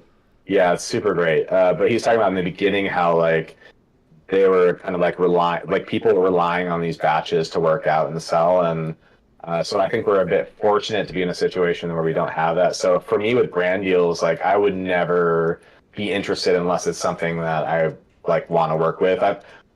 I've been approached once about like, hey, like we have these hops from another country, like can you make a video about it? And then it's like, yeah, like what are you thinking? And they're like, oh, we'll send you like an ounce of hops, and then you can make a beer out of it. And it's like you're The gonna $4, send me, like the $20. yeah, exactly. Like you're gonna send me that much money to like no, like you're either sending me like 5 kilos, like what is that, like a 11-pound bag Yeah. for free, and then and if they're good, I'll make a video, or else like that's just not worth the time or effort, The back right? and forth. No, my last one, I swore to myself I'd be done with it. It had nothing to do with beer. My last collab was a sunglass company, and it looked good on the website. Everything looked great, and something like you'd see from a Macy's or a Nordstrom, and the price was killer. The price was like 30 or 40 bucks. So I was hanging out at Booze Brothers one day, just a friend's brewery back in San Diego where I used to work, and a lot of my good friends worked there, and Maury was the head brewer there. And they're like, yeah, we'll send you guys 10 glasses. We'll throw you something stupid, $250 or $500, and we'll make this video. And we picked out these glasses, and they sent them to us, and this and that, and they were so flimsy. It was such a piece of shit. It was nothing at all like how you would have perceived it on the website. And I made the video, and we plugged it. We plugged it like you have to buy these sunglasses, and I had the promo code, type in Homebrew for Life, get 10% off. And then after we wore the glasses, we're like, this is a joke. This was stupid. And then a month later, they sent me the referral kickback, which was like $30 or $60 of the people that did use the promo code. And I was like, fuck, people actually bought these fucking glasses? Like 6 people now have shitty pairs of glasses? Oh, no. Yeah. Yeah. And I was like, I'm done. I'm out. Yeah. Yeah. And that was like the 5th or 6th one. That was just like, this thing sucks. It's brand new. It's too quick to market. I get it. You can't afford a real commercial. So you go after YouTubers that have very little subscribers, and you think that they're going to be hungry to make this video. And that fucked me up. That one hit me in the chest. Because we're saying, buy these glasses. This is all cool because we think it's cool that brands are reaching out to us. Like a little kid. Some guy's like, fucking CH, these fucking things suck. Yeah. Like a little kid getting sponsored for skateboarding or rollerblading, whatever, was the coolest thing in the world. And you're like, whoa, I'm like sponsored now? And you're just selling everybody all this bullshit that isn't vouched for. And yeah, I can't do it. Can't do it. Not going to do it. But I've got one more. Can you hold down the fort? I think I can. You can hold down the fort. Colin, hold it down. Let's do it. Use the pisser and be back. And I'll be here. take it Let's off the mic fucking so go. you don't have to listen to. Let's fucking go. Extra sound effects. I think we're rocking those same. Those beers at 5 a.m. We're crushing it. Colin, tell us about your day tomorrow or today. You got what, a meeting in 5 hours? Yeah, I've got a meeting with my boss and manager. I'm a software developer. How do I super chat you? What's the game plan? You just gonna stay up all night? You kind of have to at this point. That's what I would do. And I've been here 1,000 times. Yeah, just stay up. We're just going for it now. Yeah. Now we're cooking with grease. All right. By 10 a.m. it's gonna be great, and then I can probably take a cat nap after 10 a.m. and yeah. Oh, I got might. another meeting later in the day, but nothing major. I mean, are you kind of a Wolf of Wall Street guy? Can you, if coffee doesn't work, you go to something else? Go to coffee, to Adderall, to nose beers, to... It's just a lot of caffeine. Caffeine and part of this other nasty thing called snooze. I was the dude that would always blow it. I'd party all night, and I'd be like, I'm just going to rest my eyes for 20 minutes, and then you sleep through the test. I mean, it happened to all of our friends kind of. I was there in my college days. Like, I was playing hockey when I was studying, and I had practice on Mondays and Wednesdays. And little to be known, I for some reason stacked my classes on Tuesdays and Thursdays, and practice was like until 1 o'clock in the morning. So first class was like 9 a.m. and straight to 4. I love it. I bombed so many tests. So you already have the mind over matter built up, though, because that's what this is. That's what this is. Everything is. It's just training. It's just training for today, days like this. But if you've already done it, it's a lot easier to do. Because I've already lost. I've done a month sober, and I did lose 20 pounds back in my 20s. So I knew, like, maybe you guys watch the Homebrew for Life video after this, or maybe not. I knew I was going to do this, and I thought I was going to get to 20 pounds, lose 20 pounds in 1 month. and it's all mind over matter. You know, it's literally as long as your knees and your ankles and your back is fine. You know, it's mind over matter to a guy in a wheelchair. I'm like, fuck you, man. Like, I can't lose 15 pounds in a month. But most things in life are just powering through shit, man. Like, just fucking the gnarliest hangover, work in construction. I know this. As long as you show up, that's just 80%. Like, as long as you're just there on time, and once you're there, you can kind of fall asleep at the wheel a little bit on the job. You know, like, you know, obviously not if you're like doing a serious construction job while you're, you know, handling a forklift or something like that. Or having a car. But there's been a million times in my life where I'm just like, I'm a zombie. I'm never going to drink again. I just got to power through this. Give it an hour. By your second hour, it won't be as shitty. By your third hour, you'll be fine. And I just have this ingrained in my head. And we're like, we're just not going to go to bed right now. We're just going to power through this. Yeah. And I've done this all-nighter shit, no drugs, aside from alcohol, woken up and done customer service at 4-star restaurants. Like, you just power through it. Just fucking power through it.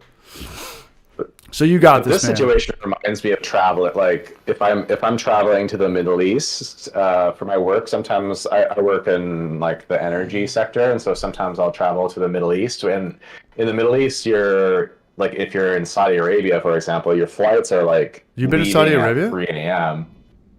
Yeah, I've been to Saudi Arabia. I'm jealous. I work in like decarbonizing energy companies. So one of the world's largest energy companies happens to be in Saudi Arabia. This Norway thing's checking out. You guys make a lot of money. You guys are very successful in computer programming. This is kind of checking out. So I'm not. No, I'm inspired. I don't make a lot of money, but it's starting to come full circle about guys moving to Norway and starting a brewery now. Okay, so you've been to Saudi Arabia a bunch. But when you fly there, they don't, like, all of the planes leave kind of in the night because it gets so hot in the day that the planes can't fly. Oh. So then all of your flights are like at 3 a.m. So if you're flying back to Norway from work, it's like the same as this. It's like you wake up you go to bed. You usually don't go to bed that early because like you had a dinner with like people before. So then you go to the hotel, you sleep for like 3 hours, you go to the airport.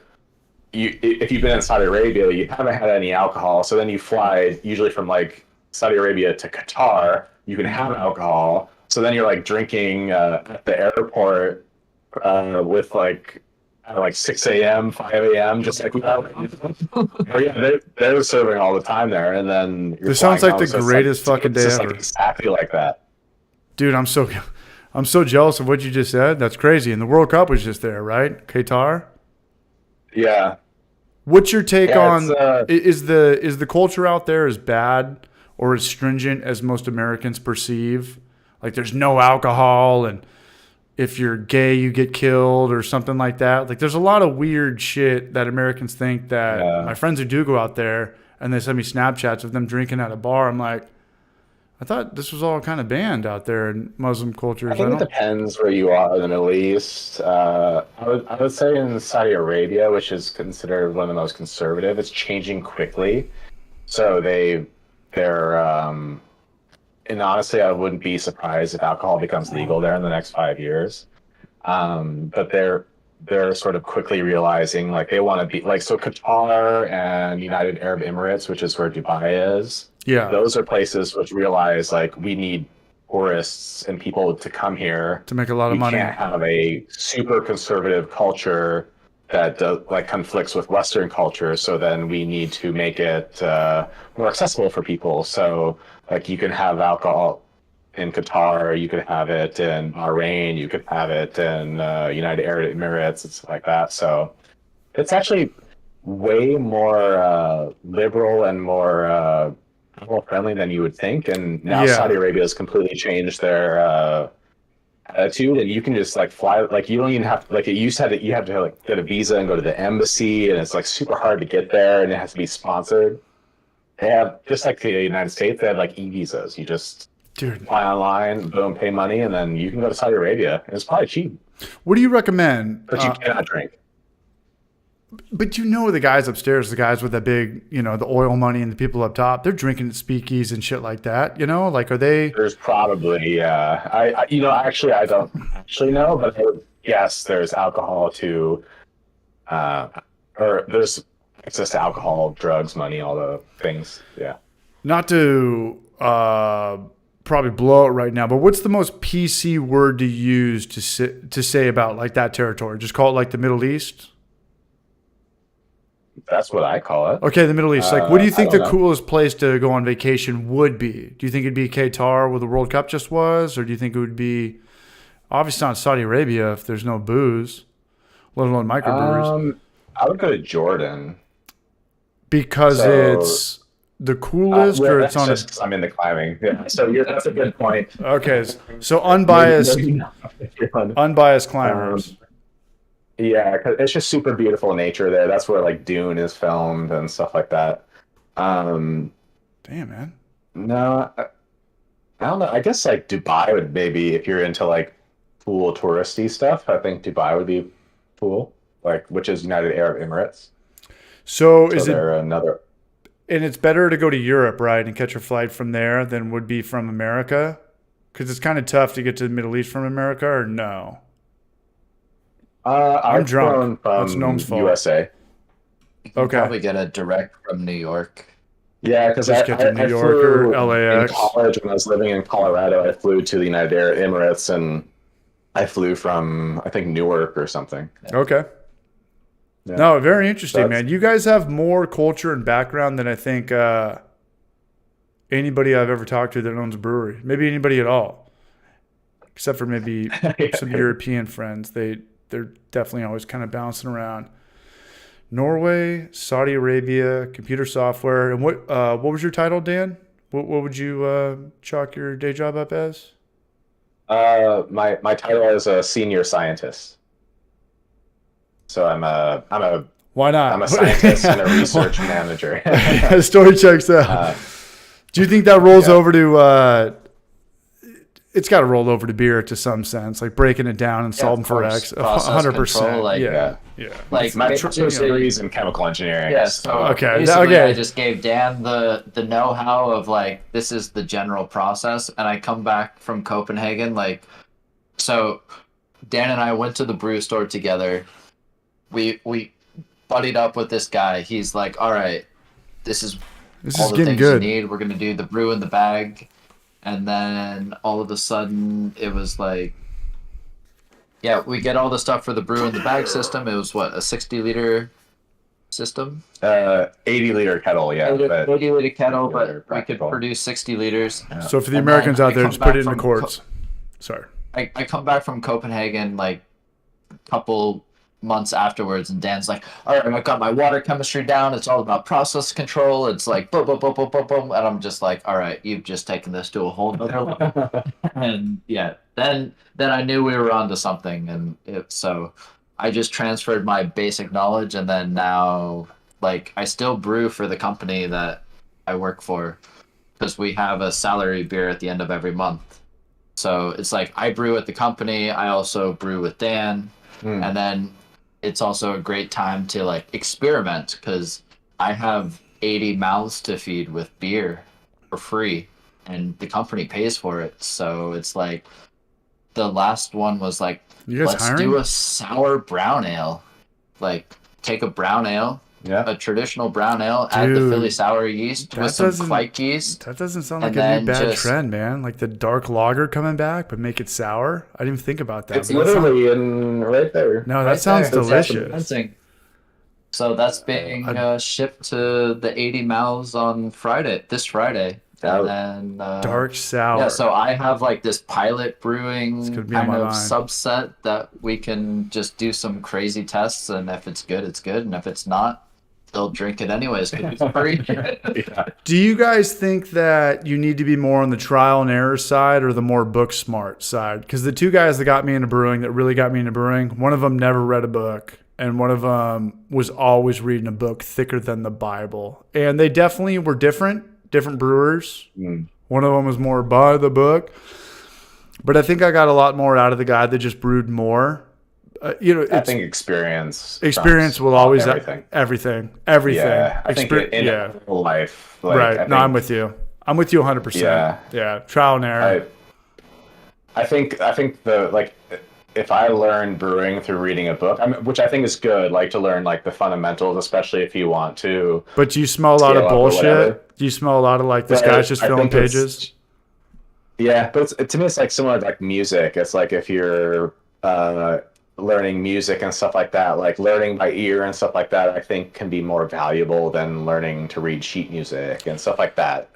More practical, if you will. But do you think some people, I think that's different because I've tried to go that route and I don't hear music. Like one of my best friends, Maury, can play the piano and plays it well. He doesn't know how to read music. I have to read music to put it in my brain, and then from my brain it goes to my hands. I can't just, I don't know what a high or low octave means, or A, B minor, stuff like that. For that, I think it's just practice. It's like I also never had a musical ear, and then I then I just practiced it. But I think it's and then it came to you though. What was that? Like when you back to the music thing, like once you actually understood a little bit about music theory, did it kind of come to you? Could you kind of hear something and be like, oh, that was an A minor, or like that was that?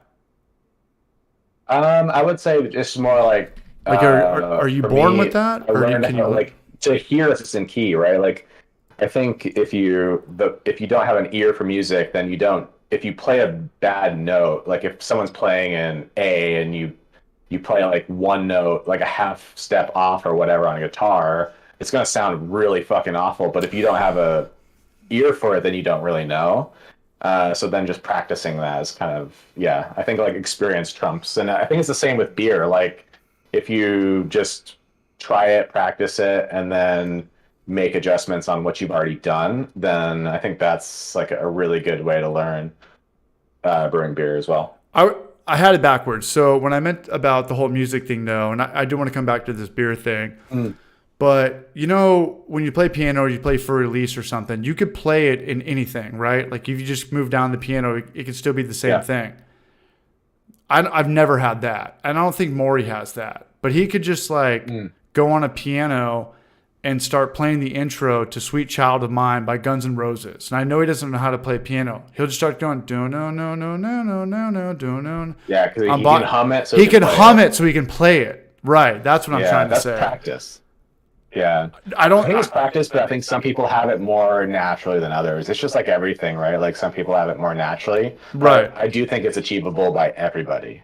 You do? I think just some people. Yeah, I do. I just think it just takes more practice. It just takes trying and. I agree with that. No. I agree with that. And we talked about this on a stream a couple weeks ago. We said everybody has everything. Like everybody has what you just said. I agree. Everybody has depression. Everybody has anxiety. Everybody has ADHD. Everybody just has a balance of everything. And some people need more this than that. I agree with that. Like, have you ever met everyone can be the best brewer in the world. Everyone can learn how to. I agree with that. Everyone can learn all that. But it realistically just takes time and effort. And the question is, do you have the passion to put in the time and the effort? And that's what it comes up to the person. It comes down to sacrifice. Who's want to sacrifice? Yeah, and if you're not passionate, if it's not sustainable for you to do, then you just won't do it, and that's just the reality. So back to the brewing and you guys coming up with recipes and stuff like that, is there a hierarchy between you guys? Is it 50-50? Do you guys butt heads, or are you more on the same page? Like how do the ideas get turned into spending money, turned into labor? I am with the equity side of things, the kind of the equity owner at the moment, and then I'm the one that makes the recipes typically.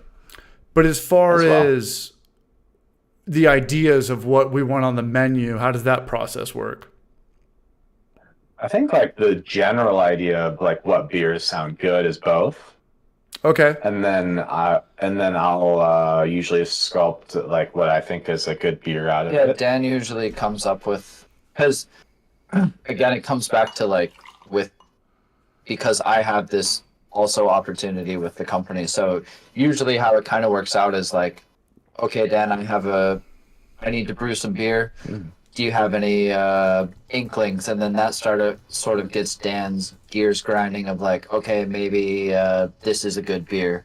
And then he starts kind of making the recipe, and then it's either like the next beer or the beer after that we're going to make. So it's like, but yeah, usually you're the one that comes up with stuff. I've just been dedicating most of my labor into the company, and the initial And like brewing. I gave the initial knowledge, and then now it's like the labor, and then Dan's put up the entire brewery you see behind us, and the financial aspect of it. But it's still it's very mutual. I don't think we have so many conflicts, so to speak. But I think you yeah, guys, you were on the same page before you got involved with this. You knew like this was a good feel. You guys remind me a lot of my friends that own a brewery called Battle Mage and Vista, who make phenomenal beer. Yeah. And that's a good thing. That's a good thing to be reminded cool. of. Yeah. No, they shred. Check them out. They're always on the same page. And Yeah, because they're the one that's like the Dungeons and Dragons. yeah, their whole thing, and I don't theme. 100%. Yeah, and I don't want to like kind of like rip on them and this and that, but they're definitely home brewers. Like they're definitely guys that were winning medals. They're not so much like cutthroat business guys that took chances and wanted to expand and open up satellite tasting rooms, or maybe do a lot of collabs or work with other people. Maybe that was never their intention. But at the end of the day, they make phenomenal beer. Everybody loves going there. And they're two of my, one of them's, you know, I've grew up with both these guys, but one of them was like my neighborhood best friend. And these guys were like the Keebler elves, man. Like they just fucking could make potion back there, like just kill it. And it was a beer drinker's place. Like it wasn't a spot you would bring a girl on a first date or something like that. And I always loved the video game vibe, and I always loved anything to do with fantasy and stuff like that. But I could see how that's not people's vibes. Like I could just, you know, trying to bring 10 surfer friends there, and they're just looking around thinking like, these guys are nerds and dorks. And like, well, drink the beer, fucker. You know, like see what's up. Yeah, exactly. Try it. we're nerds and dorks too, but we're doing things. yeah. Well, but that's where it comes. Like for us, it's a bit. We're in this fortunate situation where, you know, like the worst case scenario is we sell no beer, and I still have a badass brewery in my basement. So I've sold beer, and we've sold beer. But that's the thing. Like we got our first sale. Yeah. It's happening on the 17th of March. Yeah. So we sold 3 kegs. We even had. Congratulations on that, gentlemen. So when we first we came with the first 2 cans, and we gave them to the bar manager, and then there was 2 other brewers there from Norway, and they're also beer testers for the local magazine or the biggest magazine. It's like in Norway that does these beer ratings. So we had some pretty steep big critics testing the beer right out of the gate, and I'm stoked for you guys, pretty man. good honest feedback, which was also good because, you know, we like even there was some criticism, which is always good because you know Philly sour. We could talk about Philly sour. Yeah, Philly sour, but there was still some like some Philly sour off flavors in the sour IPA that we brewed, and you know, but it was still good. And the manager was like, yeah, I still want the beer, but it was also good for him to hear the feedback. And, you know, he liked it, and he thought it would sell in his bar. And, you know, it was just a really good opportunity for us. And we were just sitting there watching them like pour the beer out. And it's just like, okay, it's game time. Here we go. Let's watch this happen. And then he's like, I want it all. And we're like, all right, we're sold. So we got the first sale under the belt. We'll see how the cans do, because that's a whole different avenue of sales, right? Like the cans, we have a very like different margin distribution. And it's harder, right? Like when you go to a bar, you can like taste it, but the problem with the bar is that it's a single place, whereas cans can be distributed many places. So it's like different marketing and different tactics. So that's why we split our batches with like partial kegs and partial cans, because we want to use the cans as marketing to kind of eventually build brand recognition in the shelves once we kind of get to that point. And then the kegs, like in Oslo, we have a good relationship with the McKellar bar in Oslo, so we hopefully can keep pumping beer into that bar as we produce it. So I love it, man. I think you guys have a really good thing going on. Are you guys to hang out? Are you down to hang out for one more beer? Yeah, of course. We got one more beer. I'm gonna come back. I'm gonna hit the head. I'm gonna ask you guys a question, and then when I'm done, you're gonna ask me the same exact question. How's that sound? sounds good. All right. Beautiful. Give me 2 seconds. All right, chat. All right, hit us up, chat. Any questions you got right now? There's 55 people in here. Let them know. Be right back. I'm gonna pause for station identification.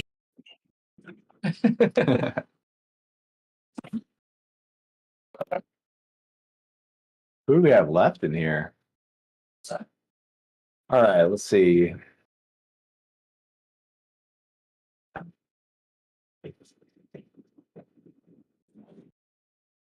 This is the awkward silence in the video. Not seeing any chat yet.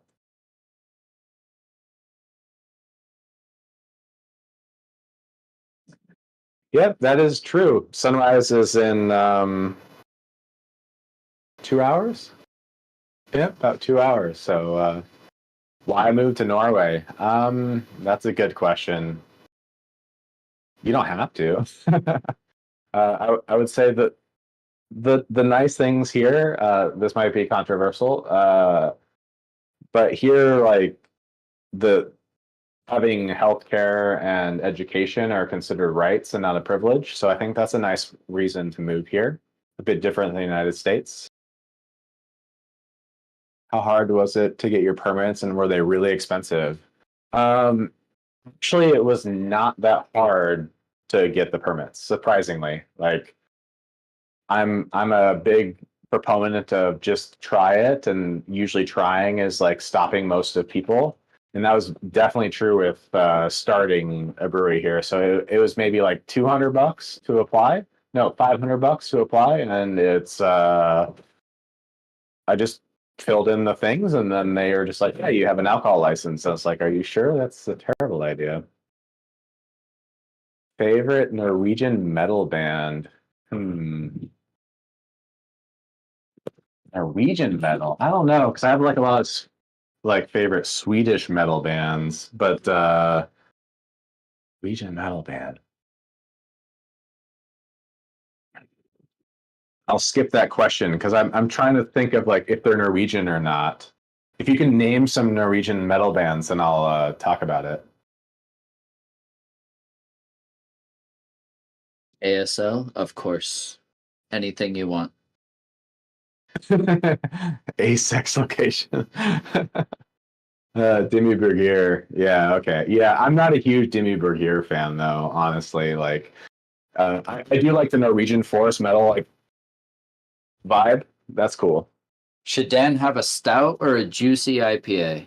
Yeah, should I drink 8.5 or a 7.5% beer? Weren't you educated in the United States? Yes. I was educated, or I guess your bachelor's, Colin's bachelor's was in the United States, right? I have two bachelors. One in the United States, one in the Denmark. Yeah, and I was educated in the United States, correct? At the Colorado School of Mines, a small engineering college in Golden, Colorado.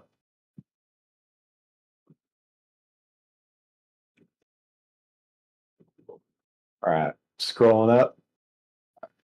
What do you want? I'll do the. Can I do the sour IPA? Oh, forgot that was an option. What's the most drank Norwegian beer? Easy, Pilsner.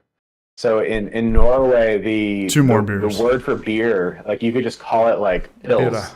And then they'll just like, oh yeah, like you want a beer, and they just give you a beer. So like I would say just like a straight up Pilsner or a lager is the most. I'd say Pilsner is the most drank Norwegian beer. For Norwegians, My favorite brewing company is. Ooh, this is hard. It turns out like most of my favorite Norwegian or brewing companies are started by Americans, which is sort of interesting. But I would say Monkey Brew is my favorite. Where's that one out of? Can you guys hear me? It's on Trondheim. Yeah. I hear you. Gotcha. Right on. Have you guys gone into the country where he's like Voss? I've been to Voss, but I haven't been searching the like rings though. So I haven't actually gotten like traditional. I have a bunch of Lallemand Voss Kvike. In fact, that's actually what we're using for this sour brown. So we for the Philly, like for our sours right now, we're doing like Philly sour yeast, but we always co-pitch. So like, I'm not a believer in the Philly sour for being the full yeast. So I think you should always co-pitch. Yeah, see, there it is. It's like nasty. Yeah.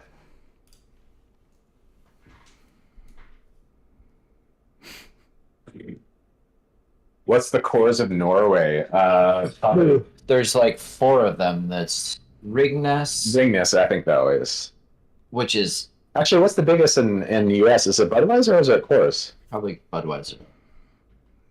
Or It's Budweiser. like Pepsi Coke though. Yeah, it's like Pepsi Coke. You're it's either like, sponsored by one or the other, but I think Yeah. Budweiser is like Coke and Coors is Pepsi. yeah. That's So safe. Budweiser has like the slight edge. That was Ringness, all. though. Yeah, that was always the thing in college. Was it like who was PlayStation's biggest or Sony's biggest competitor? It was always the big two. It was always McDonald's versus Burger King.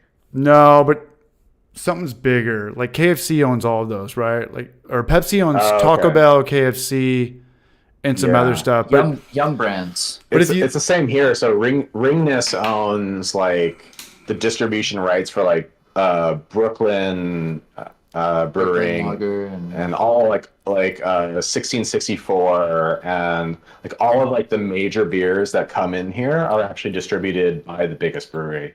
So they own like They all own the all rights of to it? all the things. And they just did something really shisty recently where they made their own coupling for kegs.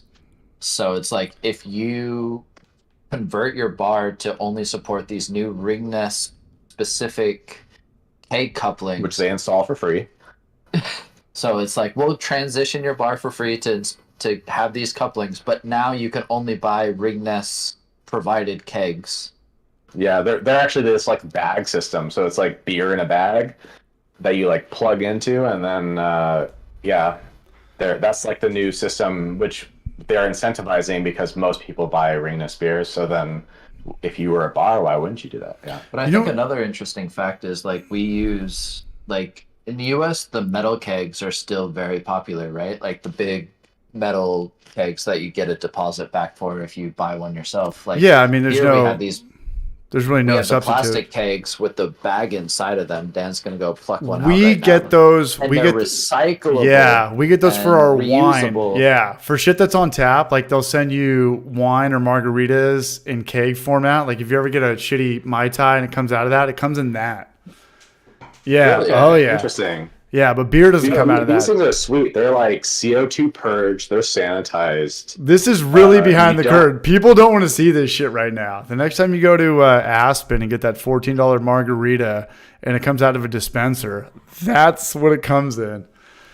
Unless Really? it's oh You have yeah. a $14 beer that comes out of that in Norway, so it doesn't matter. We're not everything we see out here in America, all the beer that comes from draft comes in stainless steel or aluminum, but unless it's a cask, and most people don't do that.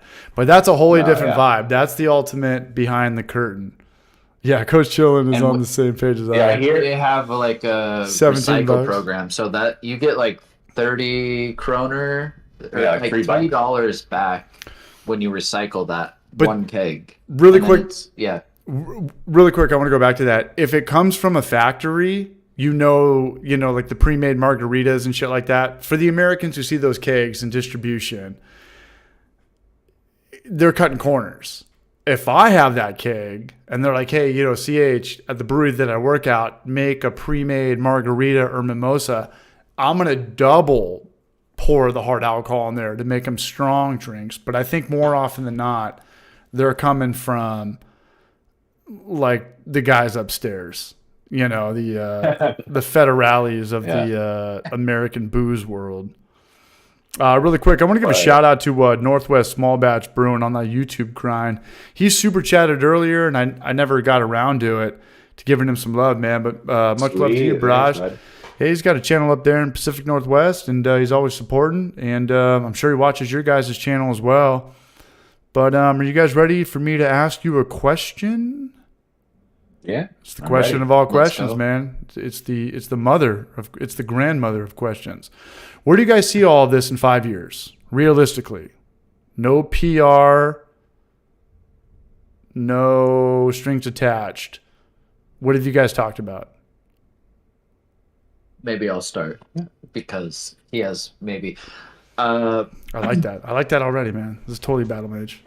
Let's hear it. Yeah, so I think within 5 years, the brewery is totally funding itself, like as in it's now its own working machine where we can decide to.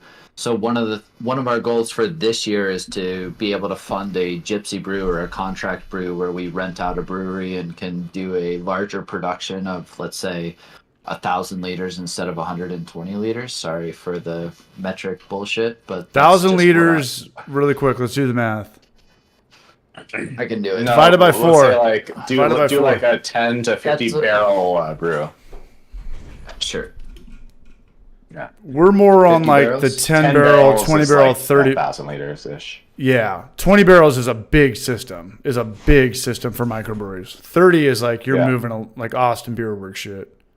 Yeah. Yeah, so basically within 5 years, I see both of us still working our full-time jobs. I don't expect anything for that to change. I just expect that the time and energy that we're spending in this basement now will be more spent in a contract brew situation where we're able to produce more alcohol. I don't know how many per month, but that's a very realistic, hardcore goal, I think, in a 5-year time span. I think that's fair. I think that like that's like the most, I would say like a very conservative upper thing that you would tell like someone that you don't want to waste their money. Maybe Dan can give the dream PR version of what we really would like to do. Let's hear it, Dan. The dream PR 5 years from version now. is Ringness calls us up tomorrow and offers us $2 million, and then we go live on a yacht. So that's the dream. That'd be tough to beat.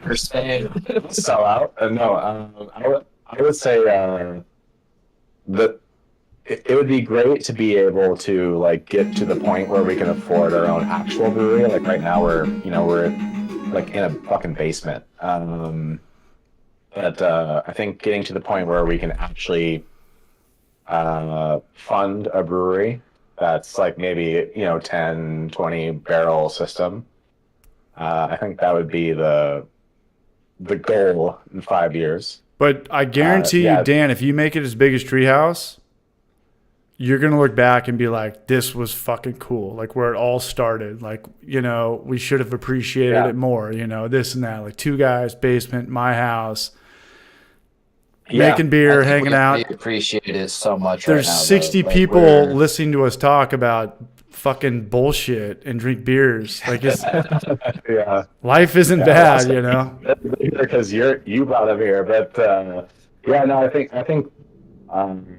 well, I mean that's actually why I think I like the Treehouse. They're a big inspiration. It's just like I see so much like he the owner, I forget his name, but he's just like this kid that was given all of the keys and like all the things that he wanted it to do worked out. Shouldn't have. And it's just like really inspiring to see like how passionate and now it like, but that's the balance, right? It's like, well, now once you become that level, then like, are you even brewing anymore? Or are you just in meetings? I don't know. So yeah, I think you could do whatever you I'm saying, want. like, And there's very few people on planet Earth that can do that. And if you've accomplished that, that's like Master Jedi. So I think you'd feel pretty damn good about yourself. At least that I would. yeah, And they're going back on their YouTube videos now, making the homebrew thing. And they do watch this shit. And they might hear about this because he drops a chime in from this and that because we'll talk about his age. And he'll be like, oh, I'm 38 or I'm 39. And there's been like a smokestack for about a month. And me and Noam pieced it together. We're like, is that really him? Isn't that? Yeah, he's our age. He's 39. And the guy is phenomenal. And I love it. And I have no intention of channel's ever. great. I have no intention of ever opening up a brewery. Never. And it's still very inspiring. Anything's inspiring. You know, I used to talk a lot of shit about DJs or whatever, whoever. If there's a zillion people doing something, I don't care what it is, like the top 1% or 2% that figured it out, whether I have zero interest in that hobby or not, they were on to something, you know. They're brilliant in some sense, and that's worth kind of hearing their story and sticking around for. I think so. I think with brewing, it's like if you want it to become a big business, then you need to be able to sell the idea to investors. Because I think, at least in Norway, this isn't something, if you want to go bigger, that we can fund ourselves. Like it has to be, you fund through partners or you fund through equity raises and stuff like that. So like that's the part where, like you're saying, like you look back at these days. So maybe it's not fun to run a business and have to worry about your bar manager at one of your locations doing some dumb shit and how you're going to deal with it with your HR and all that stuff. But that's there every day, and that's cool that you know that now. Yeah, so that's like, what is the dream versus reality? I don't know, but that's why, like I was saying before, like we're in a fortunate situation where we are in a position where we can do this till it's not fun anymore and then leave. But that's the key is like I told Dan, like as long as this is fun and we're happy doing this until it reaches some sort of like an inflection point. Yeah, like, you know, we have good jobs where we're very comfortable in our lives, and maybe if this can stay fun throughout the process, like it's also about multiple income streams, right? Like if the brewery can just be its own self-contained thing, it's no longer a financial burden for mostly Dan, but either of us, right? Like if we want to go collab with somebody, we have money in the bank. It's like, let's just go do this. We can go travel to somebody who wants to brew beer with us, and we can have an experience. And maybe we do climbing, maybe we go somewhere. Like that's kind of like the dream. I mean, the ultimate dream for us is to like own a farm somewhere in like a epic part of Norway, like where we can do skiing, climbing, biking, all the things that we love to do. Have a farm, an estate where like the brew center is like there. It's a tourist attraction. Like we can bring people there and stuff like that. Like that'd be sweet. That's the big PR dream. But for now we're just it's all about keeping it fun. Here's what you guys have going on. I met you guys tonight.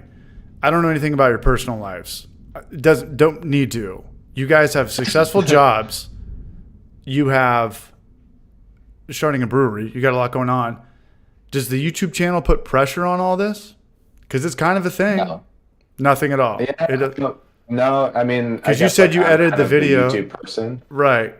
I'm kind of that person, but I love it. I mean, we're not doing YouTube because I feel like we have to. We're doing it because I personally want to. So it comes down to gear. Like we have climbing gear, ski gear, biking gear.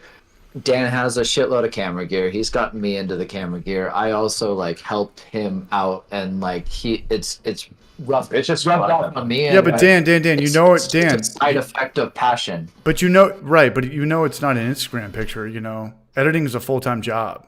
It is a full-time job. Just organizing files and stuff like that. Like, is that it's sustainable? But I don't think it's ever gonna, like, if you look at our history, it's like we're publishing videos once every like 3 to 5 weeks.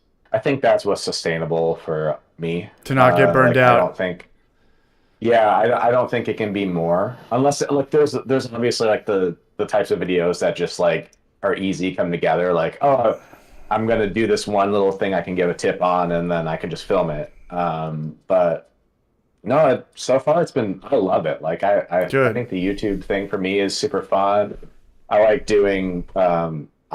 I've always been in kind of like the more like the filmmaker, like Peter McKinnon, all those sort of channels, which are like more like B-roll and stuff like that. So I think that's like really fun, and where my passion lies. So YouTube, it's more like the passion. It's like the what I really like to do and what we have fun filming and just do stupid shit. And if people watch it, they watch it. If they don't, then No, they don't, hey, and that's cool. you guys, Yeah. you guys are very likable. You got a really good thing going. Obviously, you guys are successful. You're putting on a brewery. I think if you guys ever have, like some tension or too much overtime hours, like you said, I thought you guys were putting out more content than I thought you guys were doing a weekly upload. So maybe I No, was wrong definitely to ask not. that question. But if there's any like, hey, like let's just chill out, take a week off Yeah. YouTube because it's very easy to burn yourself out on that because I I can work I imagine. work Yeah. way harder on YouTube than I've ever done on at any job, and it has nothing to do with money or pay or salary. Like it's just passion. It's there. You wake up 2 a.m. Maybe I should use that, Yeah. this and that. Like you're never going to do that for a Yeah. job you're making $15 an hour for. Like, oh, like the guy in the morning will get it, or like I forgot to leave that out. Like, no, like I don't know if I look at Yeah. YouTube a little bit different, but I think And it's always been that way with your channel, right? It's kind of always been like you started it wanting it to be with friends, and then it was just really like then you were like the kind of the driving force. it was, dude, we have the same story, and that's kind of I wanted you to ask me like, where do I see my shit in 5 years? But like how you said Yeah. earlier, like I always wanted to start a YouTube channel, and I looked at it, and watching these channels, it just looked like so much fun. But I didn't know that I saw the final product. I didn't know that it was edited and it was pieced together, and there was somebody there that was telling someone to shut up and turn your phones off and this and that. It's like watching a stand-up comedy or a stand-up comedian do his Netflix special. Like that's 1 year of him honing in jokes for a year. Go to see him try Yeah. to work on material that January or February. I guarantee you his funniest jokes will just be doing crowd work. He doesn't have anything honed in Right. yet, if that Yeah, makes yeah. sense. But Yeah. I thought YouTube Where was do you see yourself in 5 years, like, or the channel? I don't know. I hopefully that I'm putting out content and I'm traveling and I'm doing the same exact thing, except maybe I own a house. Like I love YouTube, and thank you to you guys so much tonight for being cool because I know it was late. I was like, dude, I just can't get this thing to upload. And I was texting you like, dude, it's at 1%. Now it's at 26% and this and that. And my real job, I'm a bartender 4 nights a week. That's what I do. Yeah. And Yeah. I don't get stressed out at all at that. YouTube, like I feel the burn. Like I feel like, was that funny? Was that cringe? Did that go on too long? I'm never like that on somebody else's W2 Right. or something. Yeah. So hopefully I'm Yeah. making YouTube. It's brought me to meet a lot of people. I've traveled a lot of places. I'm going to Tampa Bay tomorrow with people. We're going to fucking kill it. Yeah, that sounds so much fun. Yeah, I got a girl from high school I haven't seen in 10 years, just picking me up from the airport. Like, Nice. if I was never doing this, we wouldn't be here right now, Yeah, yeah, exactly. Yeah. And hopefully I own a house so I can start hacking into it like Clawhammer. That's where I want to be Still in looking 5 like years. the Knoxville area, or I don't care where I live as long as I have internet. I really don't because I'm just going to travel everywhere. not San Diego? I can't afford San Diego. I can't. Yeah, exactly. I just can't afford to live in San Diego. And without getting into the whole political thing, like I think I just said enough right there. Like there's just too much Yeah. laws and permits and ups and downs, and now you got to wear it or take it off or do it or shut it down or open it. I'm not going to do that ever again. And I hope that I just own a house in 5 years. Yeah. You know? And I'm making my next YouTube video is me boiling, and I'm staring at the boil, and I feel like, I mean, you guys have done this a bunch of times. Everyone in here has done it. Like, you're staring at the boil. It's kind of like a shitty fish tank. You know, you're just like a guy kind of reflecting on his thoughts. And I'm sitting down. I'm just like, where does this come from? Like, where does YouTube come from? Does it come from ego or insecurity or validation? Like, what if humans didn't like attention? You know, like we'd have no bands or restaurants, or maybe I should just shut the fuck up. And maybe my biggest fear is being 80 years old and looking back and just thinking like, we should start that YouTube channel. We should start that brewery. Maybe we should climb that fucking mountain. Maybe we should just go to Norway, and against all odds, as everybody is laughing in your face, like, let's just do it, you know? Yeah. So I don't know. That's how my brain churns. That's true though. That's a good video as well. Yeah. And then it goes into even weirder shit. I don't know, man. My shit's weird. My shit's just so my shit is so ADHD'd out. It's become laser focus. You know, like, oh, there goes a squirrel. All that on like videos and jokes is so good that it's just like. What's that? You're called out like what in your videos where you'll like do like a reference to like a movie or a joke or some point in time that are like so fast and cut so well. It's like so fucking spot on. You're the only one that can do it, I think. Like, I appreciate that. You're the one that does it. Yeah. I appreciate that. And I think it's one of those things where it's like a blessing and a curse, because I've seen like Snapchat things, I've watched, you know, news channels or outlets, and they'll snip something in and it's so awkward and the timing's bad. I was like, dude, I could have told you. I don't know. I'm sounding like a total fucking douchebag right now, but I think my timing of like fitting that weird 90s nostalgic thing in there is second to none. Yeah, you're like, hey, like nailed to the T. There were my last video. Start sending you drafts of video. Like, is this funny? And you're like, no, faster. Well, not only that, but in my last video, I did 3 diets last month, and I know no one's not gonna believe this, but I generally hate talking about myself, and I like talking about myself to people I don't know, because all my friends right now would make fun of me, like, go see it, just fucking. He's talking about himself again. I have to hear that. Like, nobody wants to hear that. Like, nobody wants to hear that. But no one in here is going to call me out. But there was this one scene in today's video where my rules for last month were don't drink for 30 days or 28 days for February. Hit the Stairmaster 4 days a week. And don't eat food until 5 o'clock. And I was thinking about using that clip there's 2 clips from Ben Stiller from Dodgeball where he's trying not to eat. And one of them, he's got a donut, but he's got like an electricity thing rigged to his nipple. Yeah. Yeah. And then another one, he's just got pizza in front of his face and he's smelling it, trying to like just like torture himself. And I got to the point where I was like, which one do I use? Like, which one is kind of funnier? And I went with pizza. Like, I don't think people think the shit that I think. You know, I like, what's like a torture scene where it's like right in front of your face, but you can't do it? I don't know. But if the timing is there and the context is there, it's just like super gold. Yeah. No, I appreciate that. And me and the Brew Show have this conversation. You guys know who the Brew Show is? You guys watch the Brew Show? Definitely. Yeah. Great dude. Fucking, if you guys ever come out to San Diego or LA, we're all hanging out. Great guy. Him and Rachel, his wife, are phenomenal.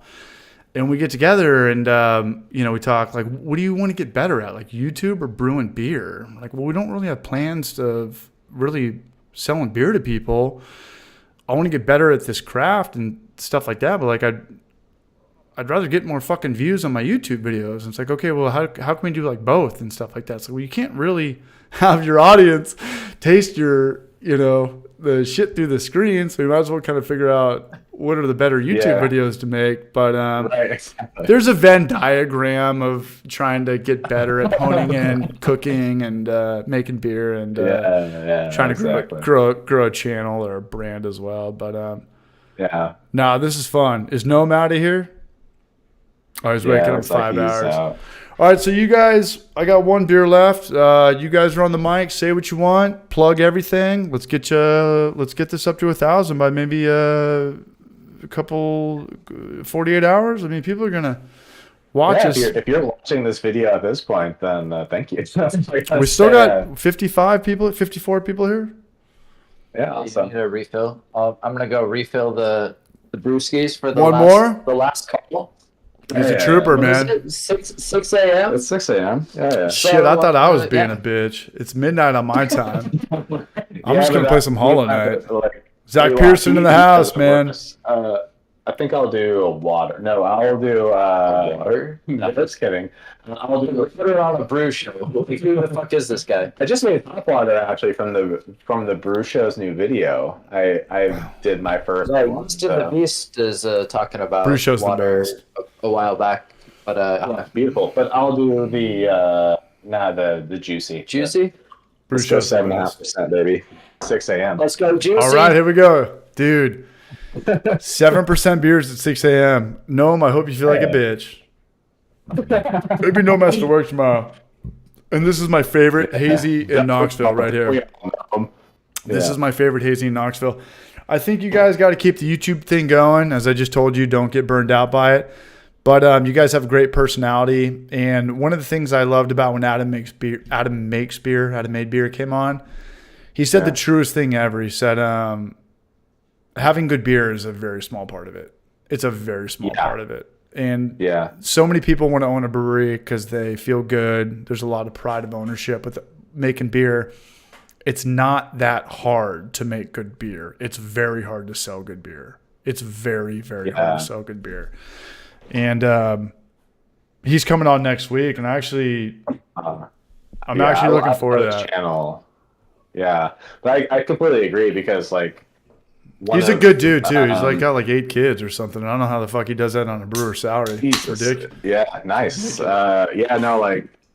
of the things is like, It's crazy. I've been asked a few times like, oh, like, are you starting a brewery because you're gonna like make the best beer? And it's like, No, like there is absolutely no way we are making the best beer. no, it's got nothing to do with that. We will never sell our beer as being like the best or whatever. It's just about like, hey, this is our story. Do you want to buy the beer?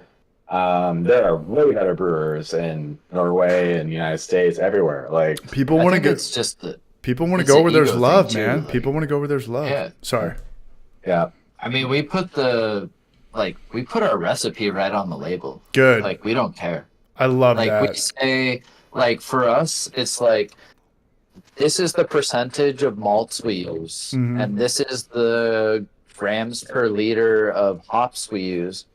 I mean, of course, you have to have some brain cells to be able to translate that into scaling a recipe. But like, it's Right. right there. Yeah, there you go. There we go. that's like It's funny you said that because Brulosophy came on. I don't know if you guys watch Marshall, but he said if you give the same 10 brewers the same recipe, they're going to come out different because it still comes out to execution and it comes out to honing in your system. Of course. And it comes down to being on the same page, and comes down to, do you trust this guy that's cleaning your shit or putting in your dry hops or cleaning your lines and shit like that? But also, like, I'm not. If people want to brew, if you can execute the same and want to brew it the same, and can do it, like, then do it. And then we give you the tools, and that's great. Like, then do it. Like, Clone it. Yeah. It's cool to like be able to brew your favorite beers, and I wish I had like the grapefruit Sculpin back in the day. You know, that was like one of my favorite beers, and I would like if they had a recipe for it, I would have done more of that beer because like I'm never brewing as good as them, but like I love it and it's super fun and yeah. We had the Sculpin recipe. We had it at one time. One of our buddies was a very disgruntled employee at Ballast Point, and he gave it to us. And then we heard that they changed up the recipe without putting the hops on the can. So there was this weird thing in San Diego. I don't know if it happened in Colorado or in Norway,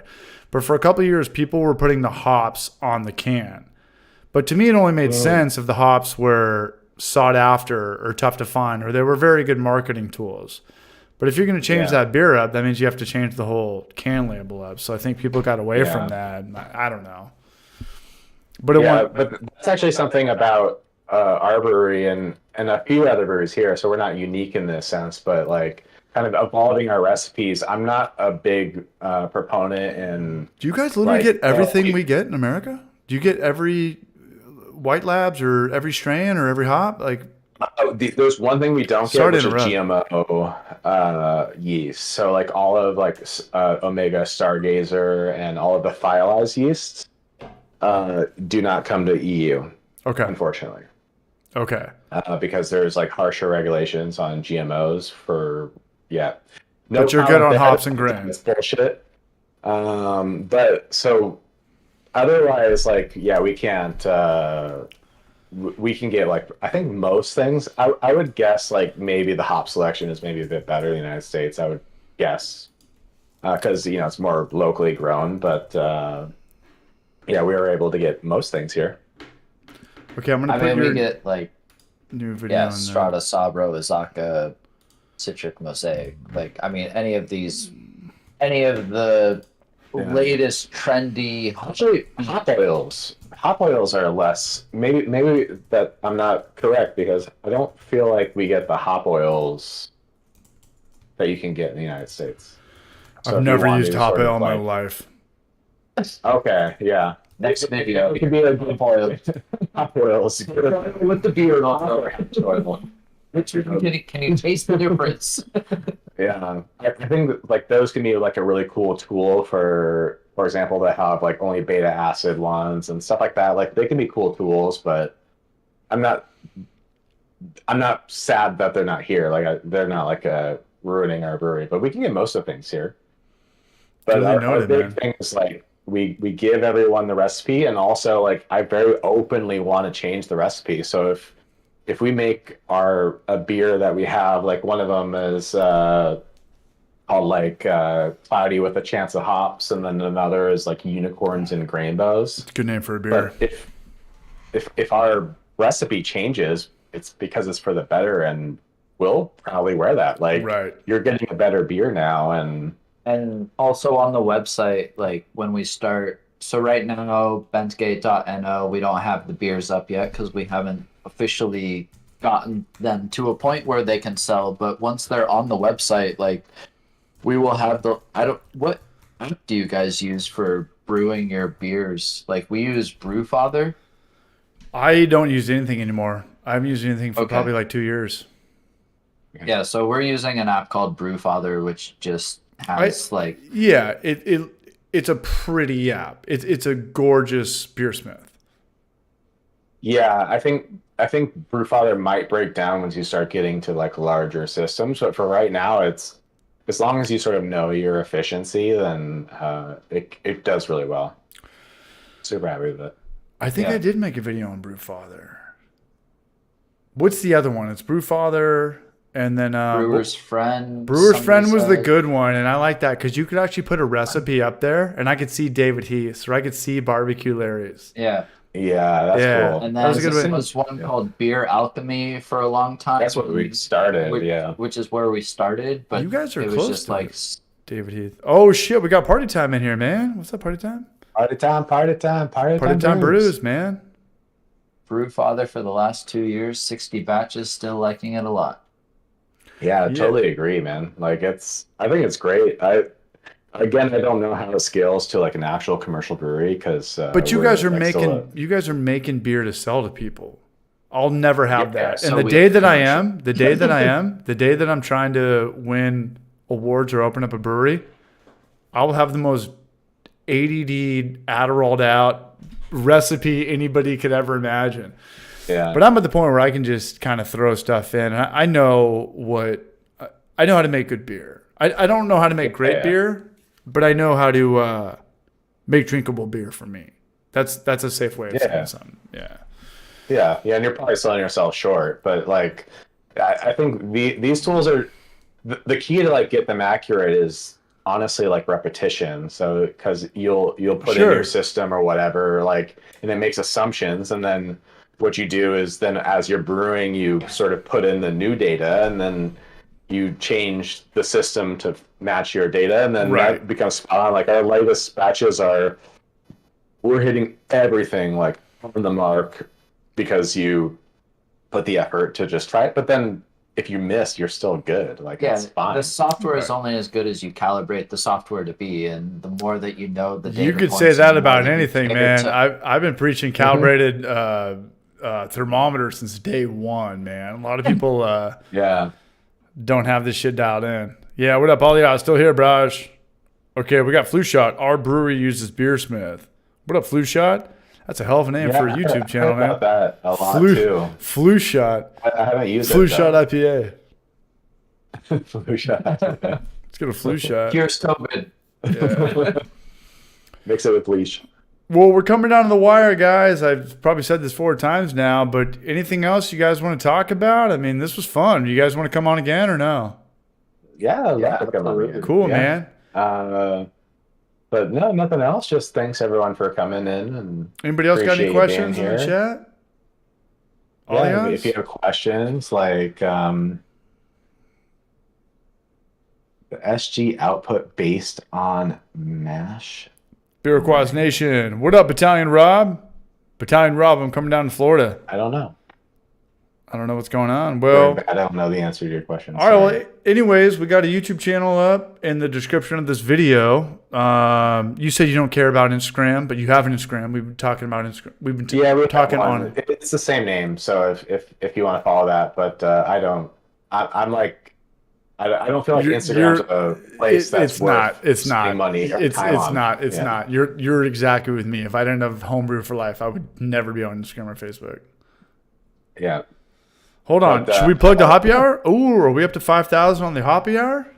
You're almost. You're 499. You're So so you're so yeah, but you probably haven't refreshed, so maybe it's let's do it. It's all good, man. Hey, I love this, and I know you guys are going to do good things. I know you're going to do good things. Oh, thanks. Yeah. I mean, don't put all your chips in the YouTube basket like I did. You guys have good jobs, and you guys have a real brewery. Don't be like me at all. What is the worst beer? All right, here we go. Shout out to Alias. What's the worst beer you've ever made? And how long did it go? Okay, Did you drink? That's actually a very recent funny story. That's a great question. So, Shout out to Alias, man. Shout out to Brown Man Brewing in the house. He's got new hats, too. Check out his merch store. So we just Dan and I also want to make like spontaneous sours, which is inspired heavily from like the McKellar Boghaven sour series. And we made 2 really good sours. Mm. The first 2 sours we made, I guess we had, was it 2 or 3? 2. 2. So the first 2 They were mixed actually. So yeah, so we had 2 different sours. We blended them. They were super good. One was like a little bit older. The other one was a little bit younger. We thought we nailed it. Then we had another sour that we brewed.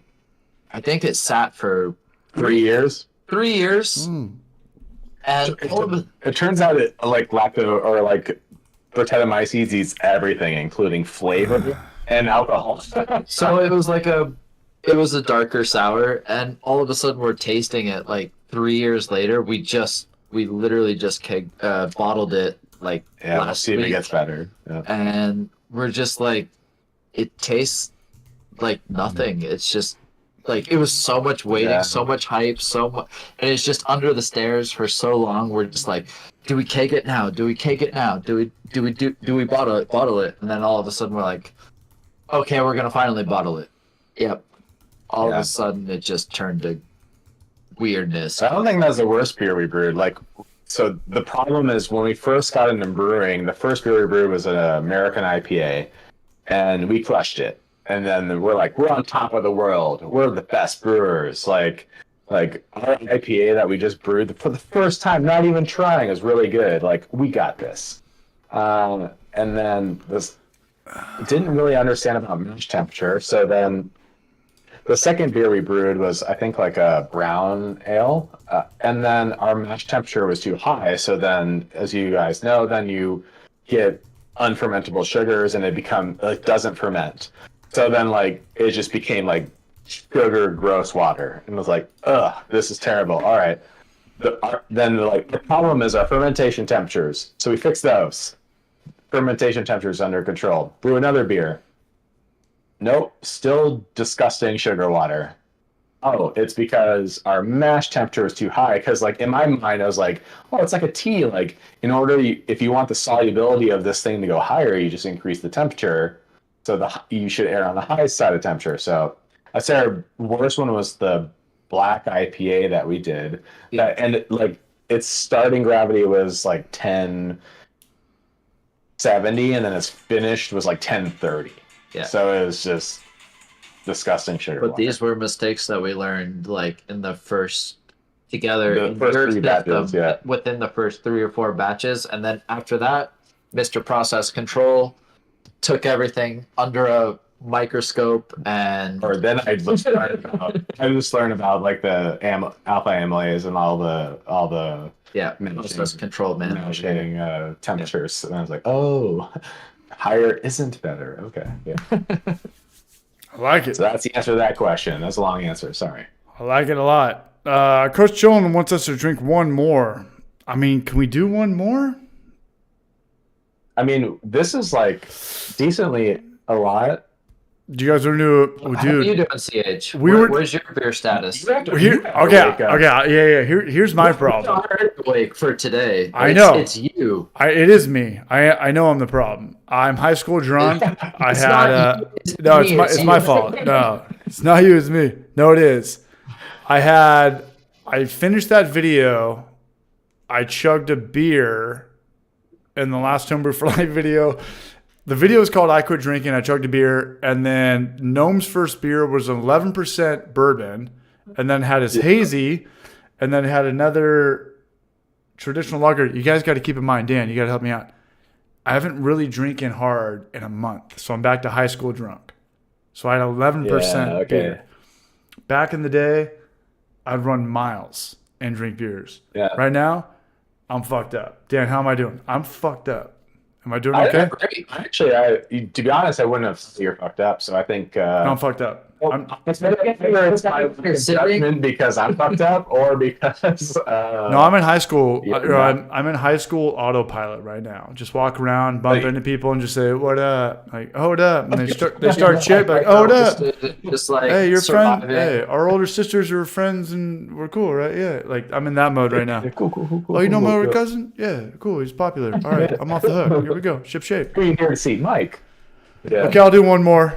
I mean, it's only midnight my time, 12:18 in Pacific Standard Time, Eastern Time. But I'm good to go.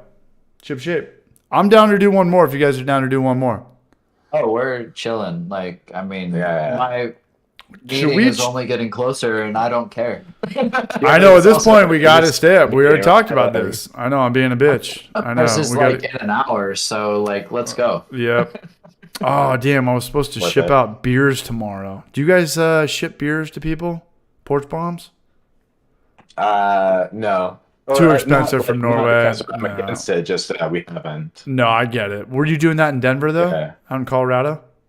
No, I didn't brew when I lived in Colorado, so I didn't start brewing until I moved to Norway. So Because again, beers here cost $14 for a 40 centiliter. Yeah, I always wanted to brew. Actually, I thought it was a super cool process, and I always wanted to brew. But just I don't think it's just a Colorado thing. Like in all the United States, the beer that you can get is so fucking good And cheap.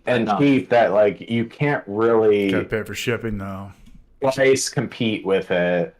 And it's like if you make a batch and like so let's say it's cheaper, it's probably not so much better. So then the incentive wasn't high enough for me. Whereas in Norway, the beer here that we can get, it's like if you were to buy the reason why my company justified a home brewing setup, which is completely illegal, which makes you work for the best company of all time. We're not, so the food and drug, the Montesina, which is like the FDA, No, they're like food and health.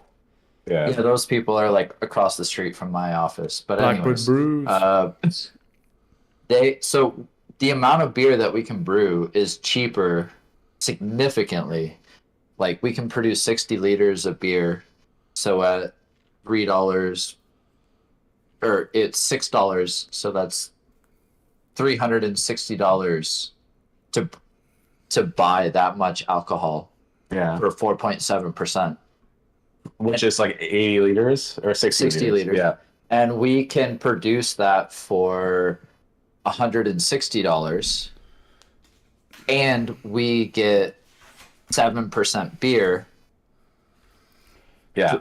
which at the $360 you would only get 4.7% beer. So it's like the justification for having a home brewery in the office is just like There's a reason why like Brew Tools and like the biggest home brewing or some of the biggest home brewing brands are from Norway is because it makes a lot of financial sense to homebrew here. but also this is kind of how it really all started because the office needed like we had a 40-liter, like we could produce two corny kegs in the office. And Dan was like, "Oh yeah, Brew Tools, this new Norway." Like, I mean, I think my office was like day zero of Brew Tools, essentially, like right when they launched, and we were looking for a new brew kettle, and I got the office to buy us a B80, and so 80 liter, which is a certain amount. Thank you, chat, please. yeah. Anyways, so Dan's like, well, you should try to get your office to buy this Brew Tools B80 or Brew Tool system. And then we kind of justified the size, so we decided on the B80. And then I tested out the B80 for quite a while because you were still on your old system. And Yeah, I was just I didn't have the power. Exactly, because we were popping circuits on your old system. Yeah. But anyways, so I tested out the Brew Tool system, and I was like, this thing is baller. Like, I definitely think it's worthwhile. And then Dan went with the full barrel system, and then that's like, so again, pilot brewing, testing out things, using the company as like sort of a leverage to experiment, let's say. Yeah, my old apartment had like there weren't like flip fuses. They were like these like socket fuses. And Have you ever seen those CH? Like little nipple that pops out if it blows. Like I've never seen them in the United States. So it's not like it's like not like a circuit breaker where if it flips, it just like does this. It's like almost like a bulb that you blow the bulb. Huh. I don't know. Have you seen that before? I've never seen it in the United States, so maybe not you haven't yet. seen No. it. Okay, yeah. So that is the level of circuit breaking that was at my apartment, and then you could have 10 amps. Maybe I don't know. Oh, sorry.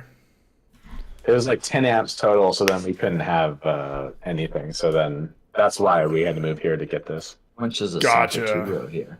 Really? How much is a sack of two-row? No. A sack of two-row is probably like... I'm going to use the restroom. Hold on. This is the second CO piss. Nobody go anymore. Would be like $30. $30? Like 300 kroner, maybe 350 kroner for a 25 kilo. The most important question is how much is a sack of meth? $1 million. Drugs are expensive. Especially in Norway where everything's escalated. Yeah. How much is a sack of meth?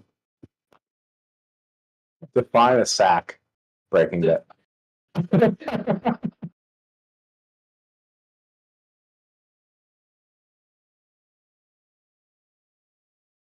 All right, sorry for this awkward silence here. I'm just reading comments. Frozen sack IPA. Do any of all you have questions? I'm going into the Hall of Fame cabinet. I got a cherry red hot sour ale. If I drink it, will you guys hang out with me? Yes. Okay. Let me use the restroom. Definitely. I'll be back. What are your thoughts on chili beers, though? I'm not a fan. Yeah, use it. All right, chat. Do we have any Any questions? I'm just sitting here silent. I could just talk awkwardly.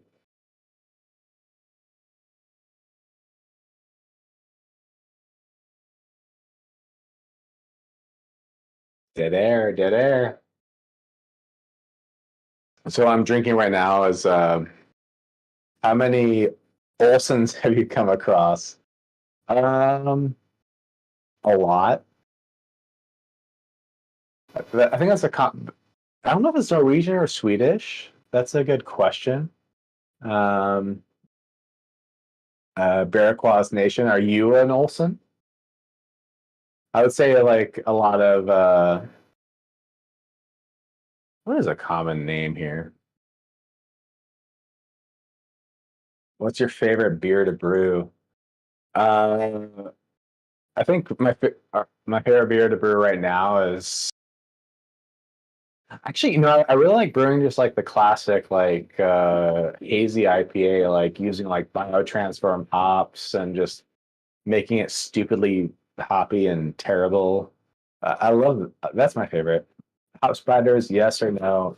No, I would say. Well, I guess it depends on your system. Like if it's clogging your pumps, then yeah, but I would say no. Like if there's no reason to use a hop spider, then I wouldn't use a hop spider. We used a hop spider before, but I don't use it on the system now that we use, and we have pumps, and it's fine.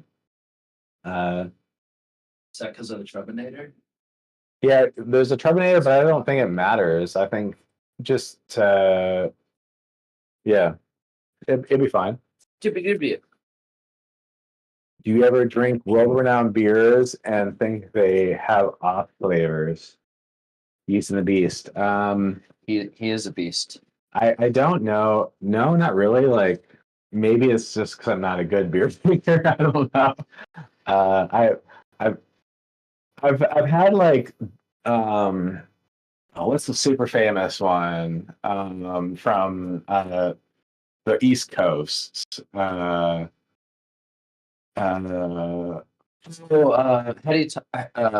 Alchemist. Alchemist, the Heady Topper. I've had that, and I've it's a great beer, but it's I'm just gonna say it here first. Heady Topper's not the best one. yeah, it's definitely not. Focal Banger, Yes. in my opinion, I agree. I completely agree. 10 times better than Heady Topper. Yeah, so DH Alchemist. We're hanging out. Heady Topper or ooh, you got both of them over there.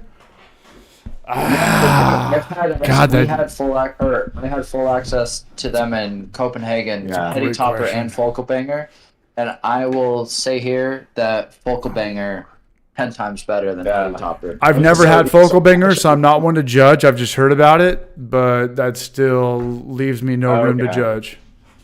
Are you guys down? Conference that was Do you- literally in I like that. I like that. like Vermont. Like, it's like where it was at. And so we went to Alchemist. Like we went to Alchemist, and then there was like it's super popular, and people were like carrying out carts of beers and stuff like that. Oh yeah. But yeah, I think if you're asking of like, it's not like off flavors, but like overrated beers. I think the Alchemist Heady Topper, not necessarily overrated, but it's just not their best beer. Dan, you can literally. I've said that so many times. Like, there's so many good beers out there, and beer's the ultimate thing that doesn't live up to the hype. Like, it goes comedy, movies, sketch comedians. Like, how many times has someone been like, if this is the best food you'll ever have, it's the best food you've ever had. And you know what it is? It's phenomenal. Because you know what? Everybody's on the same page with food. Everybody's on the same page with food. Comedy is like beer, man. It's not, I mean, like if you were to watch, Dan, here's what I'm trying to say. I'm blowing it right now. I was the last person to watch the movie The Hangover with Bradley Cooper. And these. I was the last person to watch it. And they were like, everybody was like, this is the funniest movie of all time. They didn't know. It's a great movie. Well, it's just a topical movie that everybody saw, so all the jokes were fresh in their brain. So in my mind, I was like, okay, really, fool? This is the best movie of all time. You're putting that up there with Tommy Boy and Dumb and Dumber and Beetlejuice? Yeah, so I saw the movie, and the whole time there, I'm judging it because I'm not laughing my ass off. Yeah. And I didn't like it because the people that are like, this is the best beer of all time, they already fucked it up for you. They already fucking blew it. Unless it's food, unless it's really food. If someone's like, hey, this is legitimately the best Caesar salad of all time, I'd be like, dude, I've never heard anybody talk about a Caesar salad like that before. Like, this should be pretty fucking good, you know? Yeah. But beer. I think beer, though, if you say, like, if you say to a human being that you have the best beer of all time, or which is the biggest douchebag thing to say to begin. Right. You already lost by default. Yeah. And also, like, it's just, first of all, subjective. And second of all, like, no, you probably don't. Well, but also this, Dan, here's what happens. Camp out for 2 weeks to get your beer, and like they only do limited releases, and it's just like so much hype about this beer, and then you try it, and you're just like, yeah, it's a hoppy beer. Like I don't care. Like it's good, but like right. And you hyped it up so much. That's so true. And here's the thing about anything, the best anything of all time. You don't think about it till after. Like you don't like. Yeah. We weren't around for Jaws or Star Wars, but my parents were like that when that came out. That was like insane to watch. Like that was next level. They didn't think that from the opening scene or the opening credit. Like you think about it later and you weigh it out to other things. So I'm like, yo, Dan, this is the best beer of all time. You're not going to take a sip and be like, hey, you're right, CH. Like, yeah, you win. Totally. Like, you're going to think about it and be like, I don't know. And then you're going to compare it to, like, prices and this and distribution from other breweries in local areas. So it's like, just never say that at all. There's what is really the best of all time? You can say that about sports because there's actual, like... statistics. Yeah, like, that's finite. You know, that's not... Like this guy ran. Can you say that was the best touchdown? That was the best goal. That was the best ever. No, that's art. No, but you could say this guy had more. This guy made more. This guy had more. Exactly. Yeah, it's subjective because it's like even like hockey. So hockey's like our big sport. Like Wayne Gretzky. Like I'm not down it, but like it's not like saying if he played now he would be the best, right? Like at the time or that place. Different game.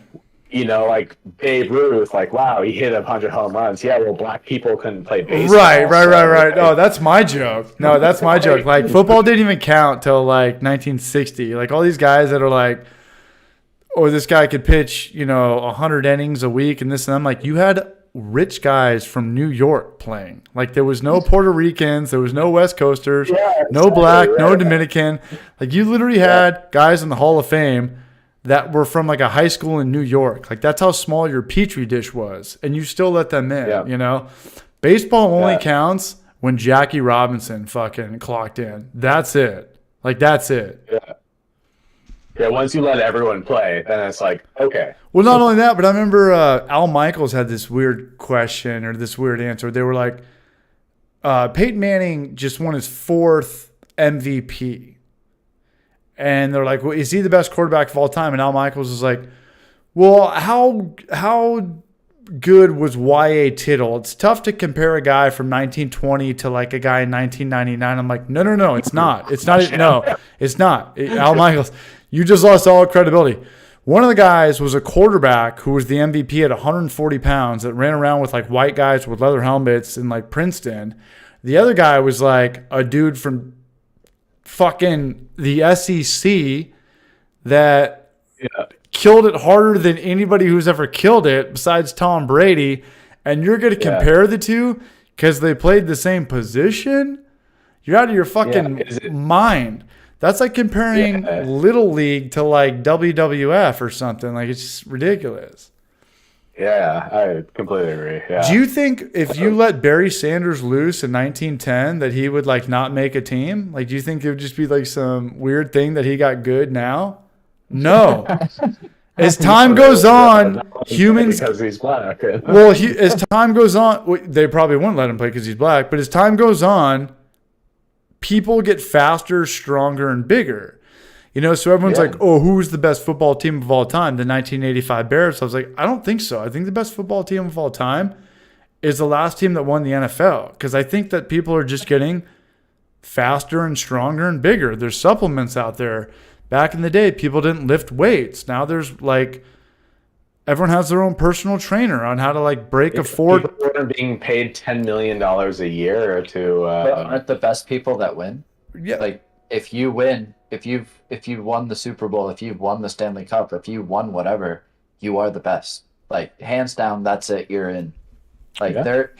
Do you It think doesn't matter if you were on the losing team. You were part of the best unit. Like it's not a personal sport if you're a part of a team. Yeah, Dan, it's a unit sport. That's a good question. What sport do you think hasn't changed? Do you think like the guys from playing basketball in the 60s and 70s, like Bill Walton and Kareem Abdul? any sport hasn't changed. Like they all have changed. I think they've all. I mean, No. Right, Football and basketball have changed. No, football and baseball have changed the most by far. Yeah, okay, Football. yeah.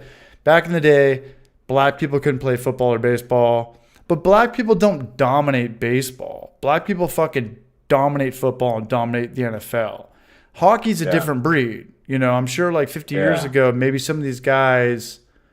I mean, hockey's still kind of been the same. There's not like a 3-point shot. They didn't get bigger, taller, stronger. You know, They like. did get bigger, taller, stronger though. Actually, Do you think so? Play time. Is he still in here? Back me up. Like, no, hockey players now are way fucking better. They're so much better. Well, everyone's better, but what player do you think from the 60s and 70s could definitely play right now? And we all think like. I think Gretzky. Well, this is like I don't know if it's true, but like I think Gretzky could like play today and be like a good player, but I don't think he would be a dominant. So Wayne Gretzky, if people don't know, is like the most celebrated hockey player in all of history. I don't think today he would be. I think he would be like one of the top players, like for sure, but he wouldn't be the way he was back in 1980. For example. So I think he was so far above everyone that's like this can never be caught. And then now you have like people like Alexander Ovechkin and stuff that are like catching it. I would say like I think baseball's the answer. Gretzky was good, but the next evolution of Wayne Gretzky is of the likes of Sidney Crosby and Alexander Ovechkin. Like that's the Peter McKinnon. It's a really good beer, by the way. Evolution. Who's that? Is that also no? What's up? Red Hot Sour Ale. Red Hot Sour Ale. No, but I think this is a really good conversation, and I think that the ultimate sport is baseball. Like 40 years ago, when they're throwing 95 miles per hour, they didn't get better. I mean, aside from the steroid generation, like every sport got faster and stronger and this and that, except for baseball. That's why baseball is still, aside from the steroid generation, and aside from, you know, fucking not allowing people of color to play in baseball, it's still kind of been the same, you know, like aside from Adam Sandler and the Lonely Islands rap video Netflix series or show on Mark McGuire and Jose Canseco. The Bosch brothers. dude, that was out of control. Dude, that whole league knew what was up, man. Like the whole steroid thing. Have you seen the you know, at the end of the day, It's so good. It's so good. They're making steroids is such a weird thing, though, man. Because it's so good. But do you guys care if steroids are in sports? I do not. I think they should be more in sports. I think right. Because at the end of the day, you're trying to put asses in seats, right? So all the guys that go to WWF and WWE, they're all on steroids and this and that, and they're throwing each other over the fucking whatever and slapping their heads on the ground. Nobody questions steroids, but you only question it, I guess, when it comes down to records. I'm wrong. I contradicted myself. But then you can just put asterisks, right? Like you could just say like, you know, like easy fix. Chalk it up, yeah. Yeah, you just put like, oh well, like he hit the most home runs before black people could play. Okay, black people could play. So this is before steroids can be, but like you can just put asterisks of all these things and all that stuff. I don't know. I'm not against, but I understand the argument against it. So like I understand that if you want it to be like, quote unquote pure, But the problem is that it's not peer. It's just like they're finding the edge cases and the rules and all the stuff like to like get close to the edge. But I'm okay with.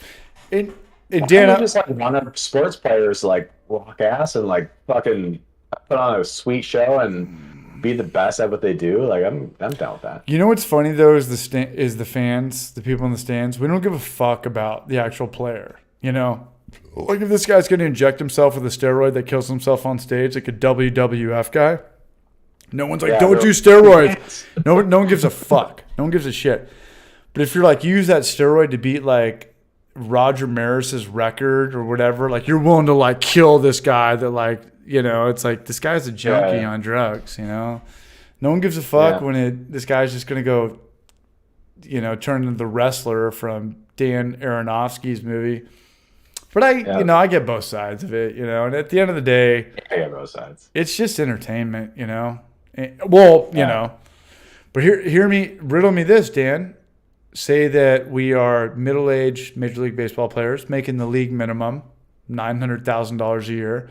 But if you do steroids, you can 900,000. It's probably more than that. Yeah. But if you shoot this little weird thing that you don't know about, you know, red flags, who gives a shit, you know, even before the social media era, like Jose Canseco or Mark McGuire or Rafael Palmeiro, just put this thing in your butt and shoot it up. There's no cameras. These 5-year-old kids don't have cell phones, but you can give your family an extra $5 million a year. Would you do it? Oh, fucking yeah, man. Me too. 100%. Me too. I'll do it right now. And if I'll do it right now. I'll be like, Right.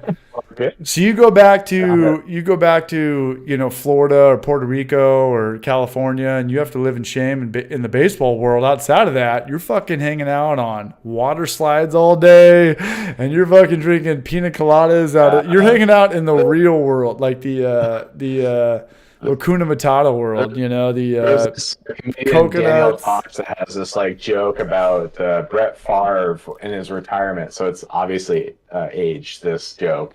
But he was just saying like he was like saying how stupid it was for people to be like pissed at him for keep playing. And then like for Brett Favre, it's like, all right, like, well, you know, you're getting paid like $20-30 million a year. Okay, now you're backup quarterback. People think you should stop playing, but it's you know, you're still getting paid like $900,000 a year. Like, what do you say? Like, yeah, fuck you. Like, I'm gonna keep playing. Like, I know, like, no way, yeah. especially telling somebody who's not from America that's hitting stickball, you know, like a third world country, like your family's been poor your whole life. You don't know your fucking mom or your dad or this uncle raised you, and you're gonna put this thing in front of his, you know, face like a piñata, and then think like, I'm gonna judge this guy for this and that. Yeah. It's ridiculous, man. It's ridiculous to judge these people. This has a lot to do with actually like if this guy was like self-made politician. Brewery's selling out, actually. Like, I think this is the same exact argument of when breweries are selling out and people are mad at breweries for selling out. It's, to me, it's the exact same thing. It's sort of like, well, how dare you put all your work and effort for your whole life to do this damn thing and then make a lot of money to, you know, the thing that you did. So Right. like, people are mad at like these companies for selling out and like all these people, but it's like, shouldn't you be proud of them? Like that, like, isn't that great? Like, Right. Like, doesn't selling out kind of like, taste you're good? mad You because know? beer got. Yeah, but if you were to put that into translation of a more Californian perspective of like, oh, I'm from California. I'm a startup that just got bought by Google, Apple, Amazon for Beer that qua. much money. Everyone would be like, you're fucking doing great, bud. But in the brewery perspective, it's like, oh, you're a fucking sellout. Like, you got bought by AB InBev for $20 million. Like, you're a fucking sellout. And it's Yeah, like, but here's the problem. Everybody cares about what people think. And if you really have that, Just stop. Yeah. but like people that like, when I was a little kid, Eminem used to write songs like, I flick people off. It's like, well, if you didn't really care, you you really wouldn't have to flick people off. And everyone's always like, I don't care what other people think. It's like, well, if you didn't care, you wouldn't have to say that to begin with. If you were legitimately like, I'm just going to make a ton of money and I don't care what people think, which is impossible, and I'm actually kind of jealous, but you'd be the biggest like egomaniac, narcissistic of all life. But I kind of am envious of that. You're like, I can go cheat, hit more home runs, and baseball will shame me forever, and my face is banned all over media, and I don't care. That's kind of badass. That's just so I can give my family like some cool vacations and ride jet skis. That's kind of fucking badass. That's cool. I wish I didn't care. But I wake up every morning and someone's like, hey, you sound like a retarded Nicolas Cage. I'm like, fuck, man. Like, who was that? And I know it's just the internet. Yeah, I get that every morning. Or two. But would you care, for example, if you started a business and then your business was I get selling for a lot of money and then you could just like do whatever you wanted for your life. Like, I think that's cool. Like, that's a goal of a business. That's nice. think we're on a different vibe. I think we're on the same but different vibe. I think that I think that both of us right here, all three of us, I think that if all three of us retired, because I get this sense from you guys putting out content when you're not making money, you know, because I know it's not an Instagram post or a tweet. I know that you guys are working hard on that. I think that if you guys still did retire, same with I think we'd still work. So I don't believe that there's such a thing. For sure. I don't think we would know what to do with ourselves if we were just like, hey, I'm just gonna sit around all day and listen to music for 8 hours, 5 days a week. Yeah, no. I think that's the definition of crazy, and most people think that that's like good, like that's retirement. Yeah. What are you supposed to do? Like, what are you supposed to do? Not work?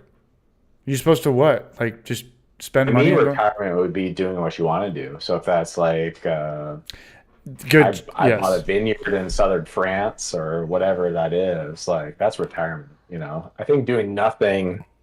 Well, I guess define nothing, but yeah, that doesn't sound good.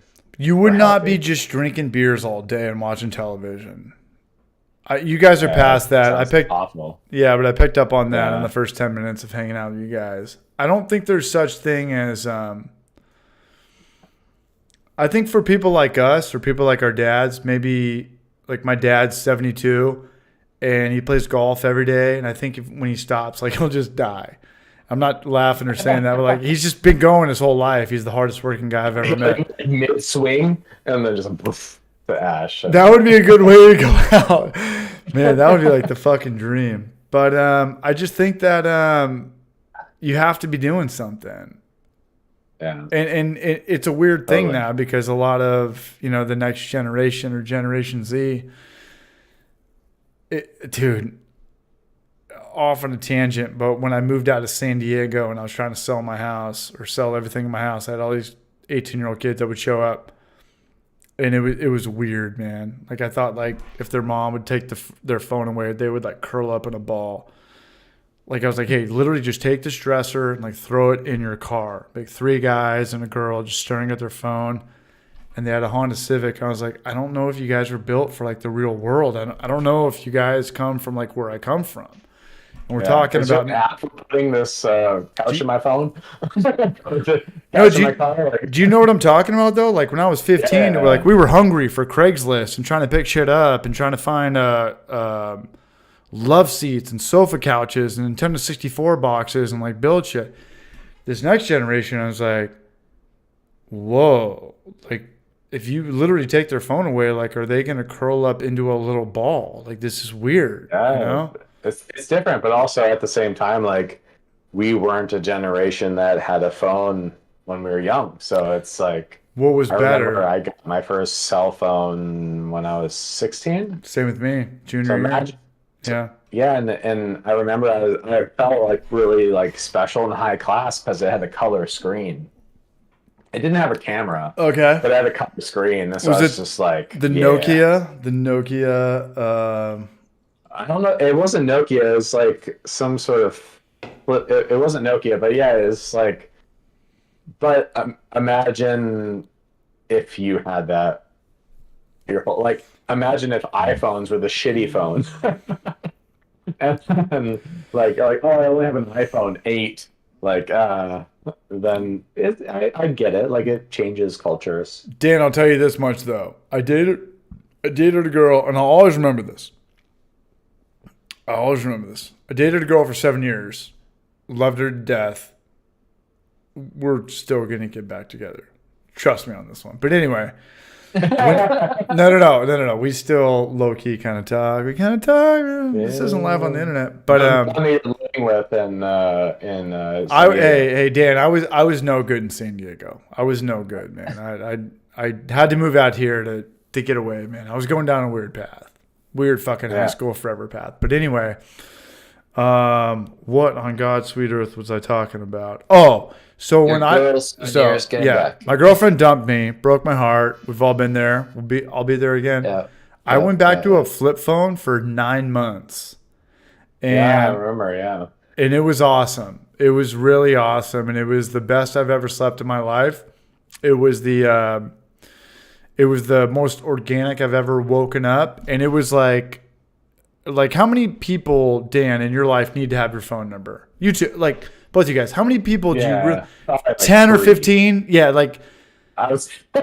you went low, right? How far you can get in the world without actually asking for a phone number, right? Yeah. Like you can get people's socials, you can get people's things without Right. ever needing the digits. Yeah. And I Right. remember like being young when you didn't Pagers. even need an area code to dial a number out. I gotta pee. I remember that. The one first, Right? 1760 hyphen. Yeah. The local number, Right. and you just got to your best friend, and you were Right. just like, "Hey, I'm gonna come over and like 100%, man. come over." 100 fucking percent.